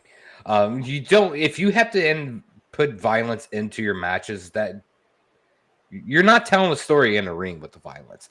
And for the simple fact that the thing that bothers me the most about this match and all the matches that have this type of violence, I'm all for it if it makes sense, right? God, I remember watching Mick Foley being thrown off the top of the fucking Hell in a Cell onto the table. That was very rare at that time. And I'm all for it if it makes sense. That made sense at that point in time. My problem is they're doing this on basic cable, regular televised shows. They're not doing this type of, of course they're doing it on PLEs, but they're doing it on just typical shows. It loses any type of momentum for a storytelling match, for a title, and it doesn't make any sense to me. This spot was stupid. there was no enjoyment when I seen this happen, other than like, fuck, that's gotta hurt. The match didn't make sense. I'm not a fan of anything, and I hate to say this, that Adam Copeland has done in AEW. I'm a huge Edge guy, love Edge, but his run, they're trying too hard to do shit, and if it's to garner ratings, clearly it has not worked for them. Well, that is where you might be wrong there, bud, because the March 29, 2025 episode of AEW Dynamite delivered another action-packed night on TBS that we saw, and the major standout moment is the one that we're talking about, the brutal street fight between Cope and Jon Moxley. Now, according to Uncle Dave Meltzer, so take this for what it's worth, AEW Dynamite drew 658,000 viewers, reflecting an increase of positive 4.8% from last week's 600,000 viewers. And the 18 to 49 demographic, Dynamite scored a 0.19 rating, which is up about 18.8% from last week's 0.16. While these figures do account for TBS broadcast numbers, AEW also simulcasted on HBO Max. Though streaming viewership data remains unavailable. So if those numbers are accurate, because we know Uncle Dave likes to blow shit out of his own ass, do you think that's how they keep viewership up, just become more brutal? No, I mean, because we talk about this week to week, and we highlight their viewership. Yeah, we're not seeing a massive increase. That is a 4% increase in total viewers is not a massive. The demographic increase, that does sound significant, but also I take that shit with a grain of salt. I guess I just don't understand the demographic ratings at all. I truly don't, and I'm not going to act like I do. I guess my thing would be I'd like to go back the last 3 weeks of the show to see how much of an increase that actually was. Yeah, I'm sure people tuned in for the brutality of things, but it's not a large increase to like say, yeah, let's continue to drop people on fucking nailed shit. You know what I'm saying? Like, right, yeah. Well, I'm more curious, and I know that we continuously talk about the numbers and things like that, but I am more interested in, Max, to see how long these viewers watch AEW television and what they're watching. Are they watching for the promos? Are they watching for the matches?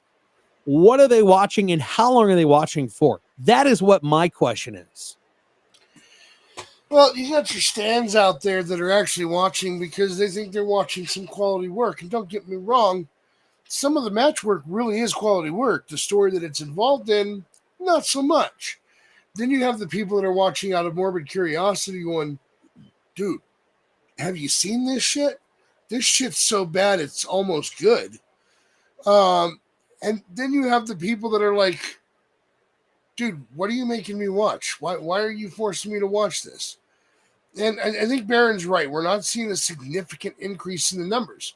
And I have seen regular primetime television shows canceled that have better ratings numbers than AEW has. Now, Uncle Dave says that the streaming views are way up there, but I've seen no evidence of that. I wish they would put the evidence of that out so that we can sit here and go, all right, we stand corrected. He did say, I mean, the article did say that they do know how much it accounts for TBS broadcast. They don't know the streaming viewership for Max. That is one thing for HBO Max. Yeah, and that's the problem because, I mean, Dave can keep saying, oh, there was a lot of viewership on the app. Well, how do you know that? We don't have the numbers for that. As far as I can tell, you guys don't seem to have the numbers for that, or you'd be proudly putting them out there. Yeah. So, I mean, how long is this going to be allowed to go on? Well, at some point, someone's got to go. Your ratings are way too low. We can't let this continue. And it never ceases to amaze me that though they don't know the number of viewerships on Max, Netflix gives us those numbers for Raw. And that's where I'm just kind of like lost. I don't know how they don't know how many people are watching on Max versus how many people are watching Raw on Netflix. It's got to be a low number because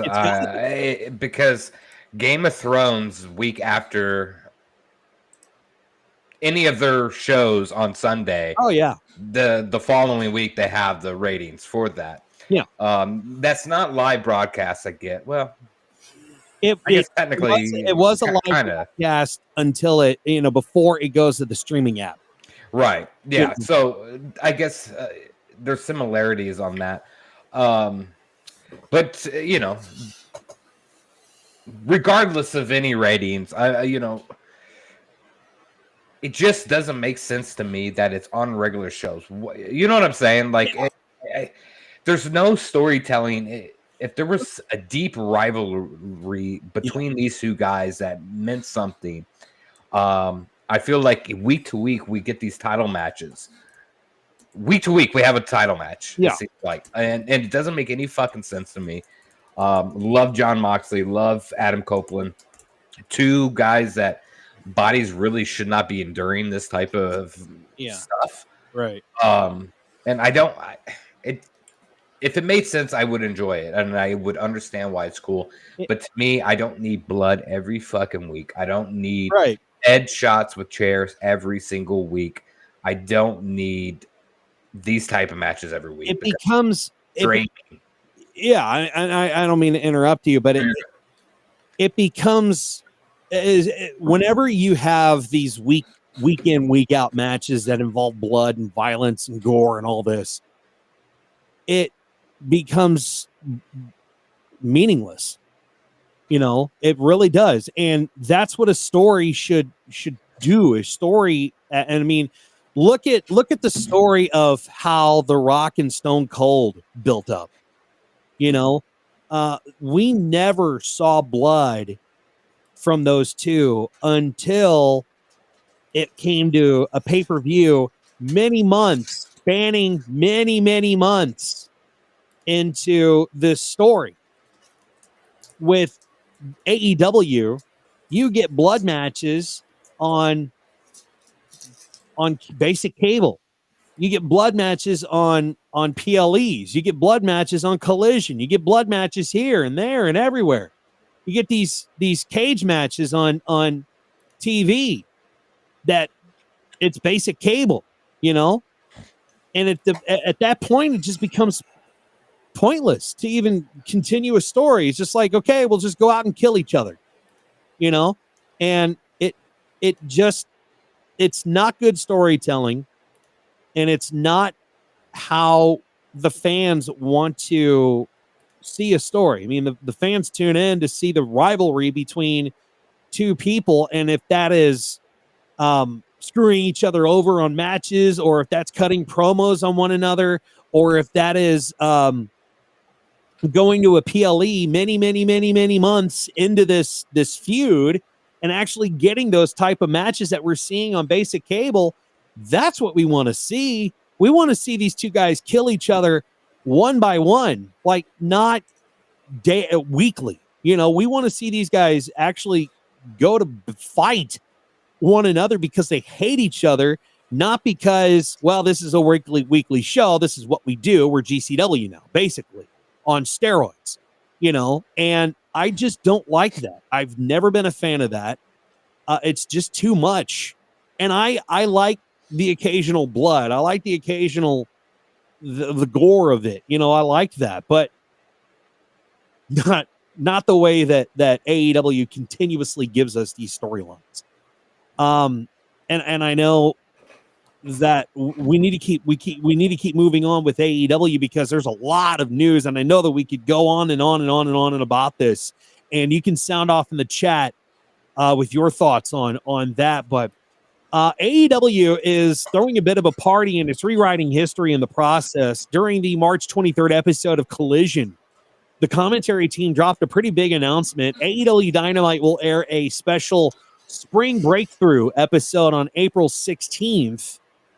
The show will go down at MGM Music Hall in Fenway in Boston, Massachusetts. And it's not just another theme show, it's a bit of a historic one. With that episode, AEW Dynamite officially becomes the longest running weekly wrestling series on Turner Network, surpassing WCW Nitro. AEW commentator Tony Schiavone, who was also part of Nitro's iconic run, made it crystal clear AEW Dynamite Spring Breakthrough in Boston will be the episode where Dynamite becomes the longest running weekly show on the Turner Networks. The milestone comes as AEW continues building its legacy on the same network that housed its biggest competition in the Monday Night Wars. Now AEW's flagship show is stepping out of the shadows of the past and carving its own legacy, one of a record-breaking week at a time. No matches or segments have been announced as of yet, but it'll more than likely be stacked. Now, Max, are we really impressed with this record-breaking development with AEW surpassing WCW on Turner Networks? I mean, partially, and I'll explain why I say that. First off, WCW, despite the creative controls issues backstage that I've talked about, was still better quality stories than AEW. So, yeah, I'm kind of surprised that it's outlasting it. On the other hand, we're on Turner, and Turner's like, we haven't had an offer to buy them out yet, so keep airing them. Keep airing them. That's true. Will they ever be taken off Turner TV? I don't know. Which is kind of interesting. Baron, does it surprise you that they're going to surpass WCW Nitro on Turner TV or no? It doesn't surprise me at all. I would say that one place put out some quality entertainment for the time being, for a short period of time, that we will always reflect back on when it comes to talking about wrestling. I, as a avid wrestling fan from the early 90s, can tell you that I have nothing, and I mean nothing, to reflect back on with the current state of AEW. I would say that AEW, as of right now, has been very, very lucky to be on TV this damn long. Well, when you got billions of dollars of fun, too, you know. Yeah, but you can't just rely on daddy's money. You have to rely on what type of money AEW can bring in. And I don't know what they're bringing in. Honestly, I don't know those numbers. I like to see those numbers just to kind of put, two and two together, but I can tell you that it's kind of hit and miss. I mean, from what fans are reporting versus what AEW is reporting, and we've seen pictures of matches in progress or shows in progress where the arenas that they're at haven't been full. They haven't been full, and it's just like, well, how can you keep the doors open if you're not selling anything, or what are you doing? Like, I know daddy's money is probably funding all of this, but damn, how can they pay all these wrestlers? How can they pay all their staff? How can they do all this, man? It just doesn't make any sense. And it also what makes me wonder about who's, what are the talent thinking? And, it can't be bad because shit, talent's getting paid no matter what, right? I mean, look at Private Party. The fans have been asking this major question: where is Private Party? I'm not asking. No, I'm not either. But I'm about to tell you, AEW since they lost the AEW Tag Team Championships to the Hurt Syndicate on the January 22nd episode of Dynamite Knoxville, they've been at home. They haven't been featured on AEW programming. So the mystery's cleared up. Sean Ross Sapp said that they're home, chilling, they're healthy. They're working indie shows recently, so no injuries, no backstage drama, just some well-earned downtime after their hard-fought title run, which, whatever, okay. I mean... Whatever. Here's all we need to say about what's happening in AEW. You allow Cody Rhodes to walk from your company, you don't have any type of anything. You know what I'm saying? Like, Yeah. you allowed. I mean, Cody Rhodes is the biggest wrestler in wrestling right now. Has to be, right? I'm sure he's generating millions upon millions of dollars for WWE. Whatever you're doing there to allow him to walk away, and even CM Punk, is just blasphemy. Like, it doesn't make any sense. You would think at that point, someone that was, had funding into AEW, allow them to walk is just absolutely insane. And I think that describes all we need to say about AEW right now. It's like, what the fuck? Yeah, and this is, and Max, thank you for sending this over. This is from what, 2 years ago. While specific weekly loss figures for AEW are not publicly released, estimates suggest that All Elite Wrestling was projected to lose around $34 million in 2023. That says a lot for the state of the company. If I were Tony Khan and I didn't have Daddy's money, I'd be shutting the doors. So I would shutter. I would close the. I would shut the doors. We're done. We're losing money. We're hemorrhaging money. Yeah, but to be fair on this, they lost 34 million, but made 150 million. So it's, I mean, how do you know that though? How do you know they made 150 million? Their revenue for 2023 was about 154 million, up from 100 million in 2024. Okay. Like, I don't know how they determine this when you're funded by billions upon billions upon billions of dollars. But they're making money. Maybe not the cable money that you want, but I think a lot of people are losing money off of cable, right? They have to be. Mm-hmm. You make money elsewhere. Social media, merch, everything else. Yeah, I mean, you make money off of, obviously, the merchandise. You make money off of probably fan experiences. You make money off of TV deals. There are ways you make money, but you also make money with ticket sales. And if you don't have the consistent ticket sales to back up the fact that you're making money, you're just making money off of what the fans are buying. And that's not tickets. So why would you want to buy merchandise to a show that you're never going to go to? You know what I'm saying? It just doesn't make any sense to me. But yeah, no, I totally agree. But the fact is, I mean, these wrestlers, they're not. I mean, look at Mercedes. She's not sweating anything. Chris Jericho's not sweating anything. Private Party's not sweating anything. They're getting paid no matter what. So guaranteed money. Yeah. It just to throw a loop into this conversation real quick. When it comes to ticket sales, have you seen the price of fucking wrestling tickets? I'm just throwing it out there. I've been searching for WWE Backlash, and I'm going. It's in St. Louis, folks, May 10th. I'm pulling Dizzy in there somehow, some way.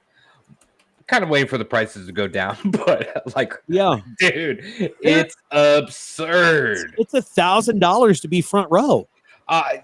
Well, that was me being nice saying 1,000. We're talking like 1,700 to Jesus Christ, 2,000, and not just front row. We're saying in the front section, meaning section C, which is camera side facing the ring right there. The first 15, 20 rows. We're talking they're 1,000 a pop. Yeah. The next row you go is sitting at 800 some odd dollars. Nosebleeds are around 80 to 150 depending on where you're sitting at. It's absurd. So I'm not sure how any company is generating any money off of ticket sales. I mean, clearly people are going, but in today's society, how are you affording this? Yeah, and you have to remember that the ticket sales of WWE prices versus AEW prices, they're totally different. Oh, I'm sure. Yeah, I'm sure this They're is not even totally like, different. No, it's not even yeah, night and day. You not know, even close to being comparable. But no. I imagine AEW tickets are also probably not that cheap either. I would say the PLEs are not well, expensive. Actually, hang on just a second. Because I went looking for AEW Dynamite tickets. I didn't even look at the pay-per-view yet. I started with this week's Dynamite because they still have tickets available in Minnesota. I know what you're thinking. Of course they do.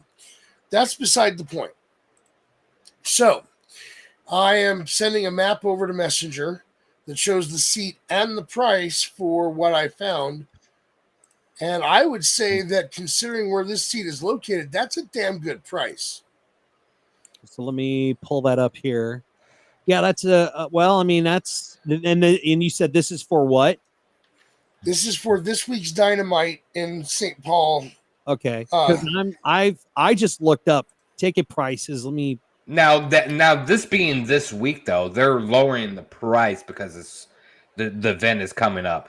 I would be curious to see what their PLE shows are, just because Backlash is a PLE, and Backlash I would consider what, maybe top 8 PLEs probably. yeah. It's a big show. One of the biggest shows is All In, and I'm going to go to ticket prices for All In here in just a second. But you can see here, this is for Dynamite, and ticket prices are $75 for section S1, which is right here, and then section 202, which is right over here, is $63.20, and then you have row B, which is $91.85. But if you go to that's resale tickets too. Let's remember resale. Those are resale. So. Yeah, those are resale tickets. Yeah. But if you go here to AEW 25 in Arlington, Texas, and we click for 2 tickets, we're seeing tickets from $24, and this is their biggest PLE, to 52 to 58, $62. Well, this is go down to that front row right there, and that one right there where it says 1,000. Right here. Oh no, no, up right here. Yep. Yeah, one left. So this is $1,000 to row 7. Still, just in comparison to sit in the front row of an event that you enjoy, regardless, that is a absurd price. There's a lot, and that's even worse for being AEW, putting with the quality of shows they put out. Here's one for Double or Nothing. Okay, let me pull that up here real quick. Double or Nothing. So this is standard VIP. These are VIP packages, though. These are $633. No, VIP packages, you click on that for the VIP package. Yeah, then it'll pull up the VIP Those packages. are just seats. These are just seats. So section B, row 1 is almost $2,000, which is right there. 3 rows back from that is only $633. Yeah. That is just... That's crazy. I mean, it doesn't matter which show or program it is. Obviously, quality always is going to matter, but like, I see why people are not going to these events. And they're drawing low crowds. Obviously, the closer the event comes, the cheaper the prices will always be. And look at this. Not to cut you off, but look how far away you are from the ring, and you're paying $785. Yeah, look at Backlash tickets if you want to have your mind blown real quick. Yeah. And look at the high up seating and the up close seating for the Enterprise Center, which is a good stadium. Yeah, and this is StubHub, and we're gonna go with 2 tickets. So you're going $1,000 right at ringside, and for the nosebleeds, you're up to $127. Yeah, I mean that's. And to be on the camera side right here is $562. So it's just crazy. It's absurd, man. And look at this nosebleed all the way down here on your bottom of the screen here. What is that price? Where all the way here. That one right there. Nosebleed. $92 and $92 just for a single ticket. Nosebleed seats. that is the cheapest ticket, I believe, that I've seen on here. Yeah. Yeah. It's just insane to me, regardless of the promotion, that any of those prices are that high. And this is $89, and there's what, 2 tickets left?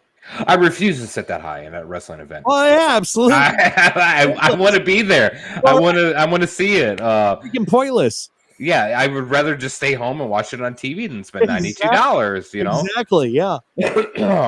Yeah. But that.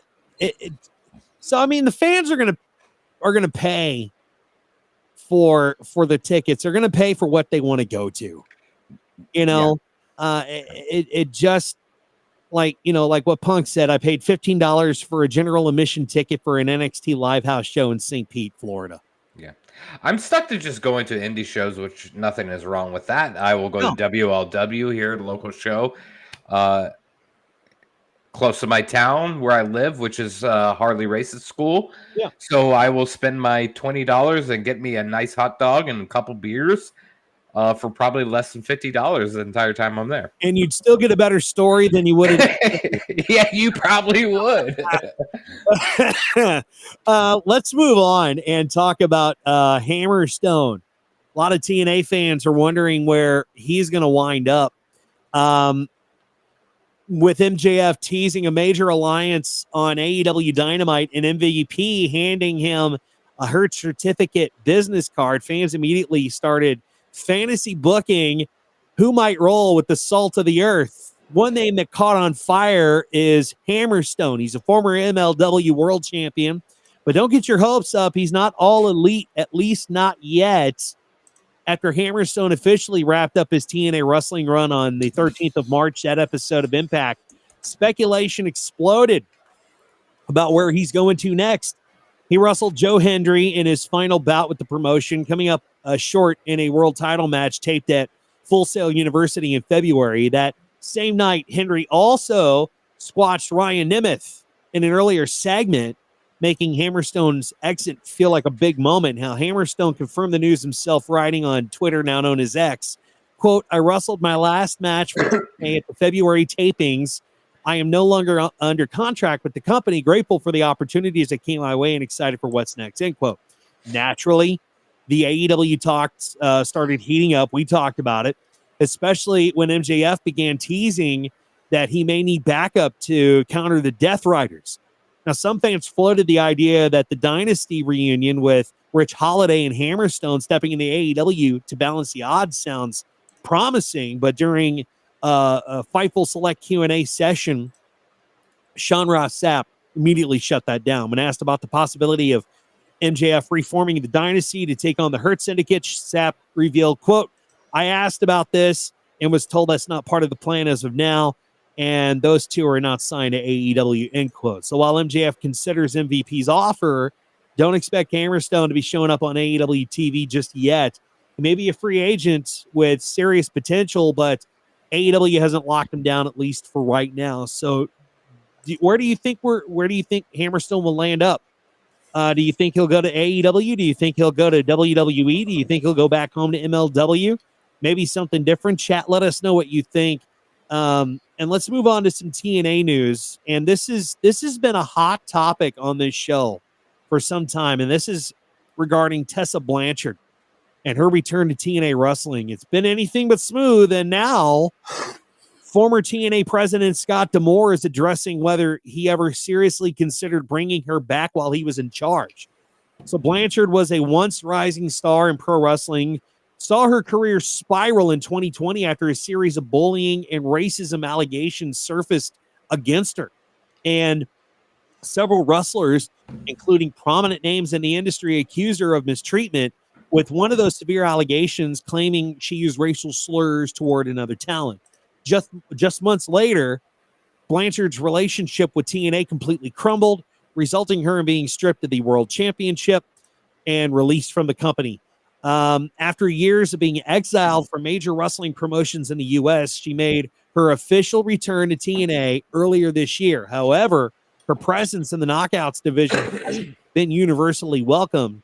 Fans at live events made their stance really clear, chanting, "She's a racist," during her matches and voicing displeasure over her return. Now, during an interview with Post Wrestling, Scott D'Amore, who was running TNA at the time of Blanchard's controversial exit, was asked if there were ever serious discussions about her returning while he was still in charge. He admitted that the talks never progressed far, though he did have a personal conversation with Blanchard 2 years ago that helped him move on from past issues. And I quote, Scott said, "We left that conversation with saying what we felt we needed to say to each other.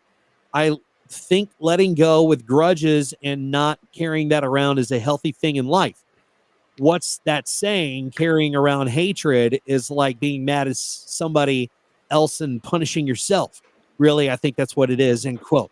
While Blanchard's comeback remains divisive among fans, D'Amore made it clear that he really harbors no ill will towards her and hopes that she's taken steps to improve as a person. Again, and I quote, "No ill will for me and Tessa. I hope Tessa's grown as a person. I hope we all grow as people. If I'm the same person now that I was 13 months ago when I left TNA, I'm failing as a human being," end quote. He also acknowledged that he may have found closure personally, but the wrestling world ultimately decides whether Blanchard deserves a second chance. Again, and I quote, "The wrestling world's going to decide what opportunities and chances Tessa gets. And I hope that she's in a better place in life and makes the right decisions and goes on to live a healthy life, a productive life, in or outside of wrestling," end quote. Now, guys, Tessa coming back to the company has been a big gamble for TNA, and the jury is still out on if this will pay off in the end for the company. Even though Scott has forgiven Tessa, it's clear the fans really haven't. So my question to you guys, and we're going to go down one by one before we wrap this up, is it time to let it go? Max, we'll start with you.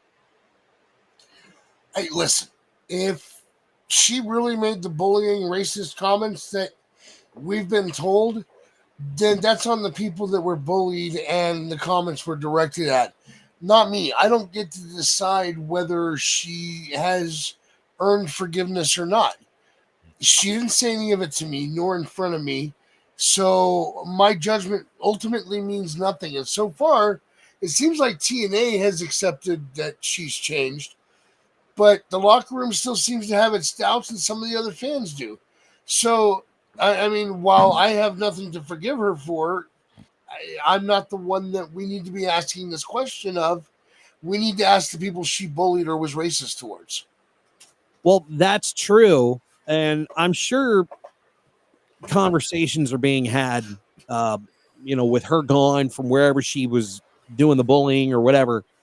I'm sure conversations behind her back are being had. But Baron, I know this has been a kind of a soft topic for you. Do you think that it's time that the fans and maybe some of the wrestlers just let it go and maybe see if Tessa has truly changed?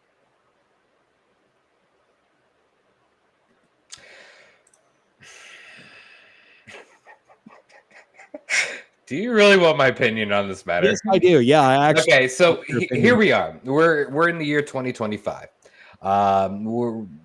We would like to think as human beings we've progressed, right? I would think anybody in my generation could understand the severity of bullying someone and making racist or homophobic terms to someone, how that could affect someone. We do the same in life where we don't care about other people's opinions, right? So is it time for a group of individuals to let this situation go? No. You know what? If you're actually doing these type of things in 2025 or even any time in my lifetime, I'm gonna be so clear about it. Which has been confirmed. I mean, Tessa has went on record, I think, and has admitted to this, right? Oh yeah, I think she has admitted to it, but yeah, so so that's great. People can progress, people can change. I totally agree with that. And I'm for that. And I wish the best for every human being. But you know what? Everybody has a right to say what they want to say and do what they want to do. And I hope the best for her, and I hope she has progressed as a human being. But you know what? When you do those type of things, you are going to get that negative feedback. You're going to get what people believe. So if you're being a bully, you're being racist, you're goddamn right. You're going to need to accept that and allow human beings to give you that type of feedback. I don't agree with any of that, and especially knowing that it is 100% true. So we can progress. So let me ask you this. She could change things for sure. She could, yeah. But let me ask you this: a kid in school, is bullied, and maybe it's to the point where it was where with what Tessa was doing. Okay, let's just call it that. The kid's bullied. They go through life and they finally graduate. They move on from each other, and let's say 20 years goes down, and the kid who's bullied shows up for a reunion, and the bully shows up for the reunion. The bully comes up to the kid and says, "Dude, I'm sorry. I was a dick. I bullied you. I maybe made some comments that were not PC or kosher. Do you forgive me?" Do you think that kid who was bullied should forgive that other kid, the bully? Absolutely. But has Tessa ever came out on record and say, "I apologize"? Do we? Maybe TNA saying, you know what, just keep silent about it. You know? No, I totally agree. I mean, like, or maybe as humans, we tend to forget everybody has emotional feelings regarding certain subjects. And some people can take it at an early age and run with it until older age, and it could really fuck their mental state up. One thing I want as a human being, I want everybody to be happy and smoke a lot of weed, enjoy their life. Like, life is too short. Why are we judging people off of any type of race, gender, anything? Why do we do that as human beings? Well, When you do those type of things and people, fight back, boo you, or throw things at you, or anything along those lines, I don't have sympathy for you, really, because you should know better, and we should all be happy together. Right? There we go. Yeah, but I could go on about 2-3 hours spiel here. Well, sure, and that's why I brought this story up, because fans are split. I mean, Punk says, "I hope things go well with Tessa." Yeah, I do too. I hope things have been figured out. I hope she has apologized and as sincerely. I don't want an apology just to apologize and make yourself look better. I want a sincere apology. I don't want her to publicly apologize, because she doesn't really need to publicly apologize for anything, because it didn't affect anybody else in the public. It affected those wrestlers or whoever she directed those towards. So I want her to go and apologize to these people that she affected. Me, it didn't affect me. I want her to have a good career. I'm not going to hold anything against her, because it didn't happen to me. Now, it happened to other folks, and she does need to own up to that, her mistakes towards those other people. But as far as I'm concerned, I hope she has a good career. I hope she moves past this as a person, as a human. Max, I think you would agree with that she needs to move past whatever happened prior to her coming back to TNA. Everybody just needs to focus on her wrestling and the storylines and things like that, and not focus so much on the fact that what she did in the past is that. I'll be honest with you. I may be the show's resident heel, but I want the best for everybody. Yeah. I want her to be able to move on past this. It seems like TNA is trying to help her with that. I don't know if it's going to work, but I want her to be able to move on. I want things to go well for her. I don't want to see bad things happen to her. The problem is she did bring some negativity onto herself, and she does have to. She has to pay the piper. You know, Yeah. she really has to pay the piper with herself. You know, so she's not gonna get these opportunities that these other wrestlers are getting, because I believe in karma. I really do. I believe in karma. I believe that it comes back to bite you in the ass, and it really just makes you change as a person. You know what I'm saying? And Right. so if you do something bad, expect something bad happening to you. You know, so if you do something bad to someone else, it's going to happen to you, and it's probably going to happen tenfold. But You mean like having Culvers in the park without inviting your two friends? exactly, and getting called traitors for it repeatedly, especially when somebody lies about it. Yeah, I'm hoping we're not making comparing, contrasting that situation with the food. But you know what? That Butterburger was fantastic. Those cheese curds were great, and I would do it fucking again. You know what? Normally I would choose violence in a moment like this. Exactly. But I want to go a different route with this. And it's not with this. I want to use my platform to promote something a little bit different for once. And there is a wrestling connection. Bear with me. For the last few years, there are a couple of female musicians out there that I have greatly enjoyed watching their work. One of them is Allie the Piper. She plays a lot of bagpipe music, and she's really impressive. If you haven't checked her out, please do. She's phenomenal. The other one is Mia Asano, and she plays an electric violin. And the reason I bring this up is during the course of the show tonight, I came across 2 videos that were posted that I hadn't seen yet. She's amazing, and I've watched her music since before I found these. But the 2 videos I found tonight that are phenomenal, she plays Rising Sun, and she plays Undertaker's music. Yeah, that's cool. Yeah. That's cool.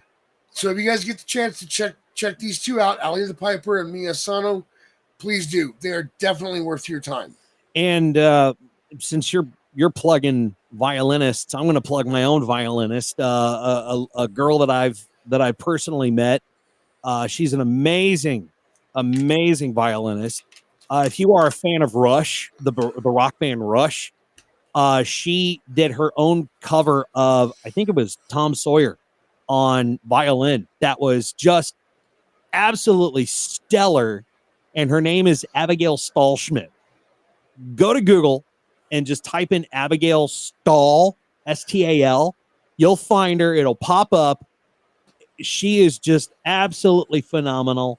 I'd love to hear her version of Shinsuke Nakamura's entrance. Oh my God, that would be amazing. But that's the show. That's all we've got for you tonight. It's been a hell of a show, fellas. I mean, it really has. We've had some highs, we've had some lows. And they're all highs, baby, with me. Exactly. But this has been one of the most fun shows. I think it's been a very informative show. We've had a lot of different topics tonight, and hopefully you've enjoyed it, the fans. And thank you again for tuning in and watching us continuously on a week-to-week basis. I apologize that we keep jumping around, but we really do appreciate you tuning in and taking time out of your schedule to watch us. And even if you're watching us on a replay, thank you so much. If you could be so kind as to hit that subscribe button and hit that thumbs up, that tells YouTube that you like what we're doing and you like our content, so it recommends our videos to more people. And we'll continue to give you the best content that we can, the best wrestling news that we can, our thoughts, our opinions, as we move forward in this venture that we call professional wrestling. So again, hopefully J-Bone finds his way back to the show. Love you, Courtney. Love you, Courtney. Thank you so much. We appreciate you. We appreciate everybody tuning in tonight. And again, hopefully J-Bone finds his way back to the show. And did he lose his glasses? He might eat shit. He might be lost. I don't know. It's that goddamn edible I gave him. Sorry, Sorry, folks. Around Milwaukee, just roaming. Like, where am I? You know? But you can follow J-Bone on the, as he calls it, the old Twitter box at JBone5150. Make sure you listen there. Follow his show, too, his other show that he does on Thursdays right after TNA goes off the air. He's on the air with TNI, and it's a really, really good show, man. You got Bill, you've got J-Bone, and it's a good show, man. It's really fun, and we're happy to be partners with them. Baron, how can they follow you, sir, on the socials? Scumbag Jordan with 3 N's on Twitter. On Twitter. Max, how can I follow you? You can find the wrestling account at Max Mages. You can find the nerd account at our Shots podcast. And if you want to listen to Random Shots, random-shots.net, or pretty much anywhere where you catch your podcasts at. Let's smoke, Courtney. Let's do it. Let's dabble in it. Courtney wants to get high with the Baron. I think we need to make that happen. Let's do it. I will we could do a Ramblers meetup, and it's a smoke session. There you go. Meet and greet. I love it. Meet and greet, meet and smoke. Meet and smoke. Love it. Oh, can we smoke some meats and then smoke? Oh, that's a good idea. Really good idea. Man. Yeah. Oh man, I'm hungry. I know, right? Damn it, Dizzy. Oh, damn you, bastard! I'm hungry now. I want something barbecued. I know. Smoked. I know, man. You can follow the show on Facebook at Ramblers Unleashed, and you can follow us on X at The Ramblers Pod. Make sure you please subscribe if you enjoyed what we had tonight. This isn't the end of us. We're gonna bring you more and more great shows. So make sure you subscribe to our channel, like the videos. That tells YouTube that you love what we're doing, and recommends our videos to other people so that they can come over and talk some wrestling with us too. And we'll be back again next week, next Tuesday night, right after NXT goes off the air. We will be right here to bring you the very, very latest in all wrestling news and from any promotion. Whether it's AEW, TNA, WWE, we're going to talk about it. And we're going to give you our thoughts and our opinions. That's what this show is all about. So we may talk about Wrestling Invades Alton. We might. And you know what? It's funny that you mentioned that, is that I would like to schedule some more interviews, possibly get some more interviews on here. So we'll just have to see where we wind up with that.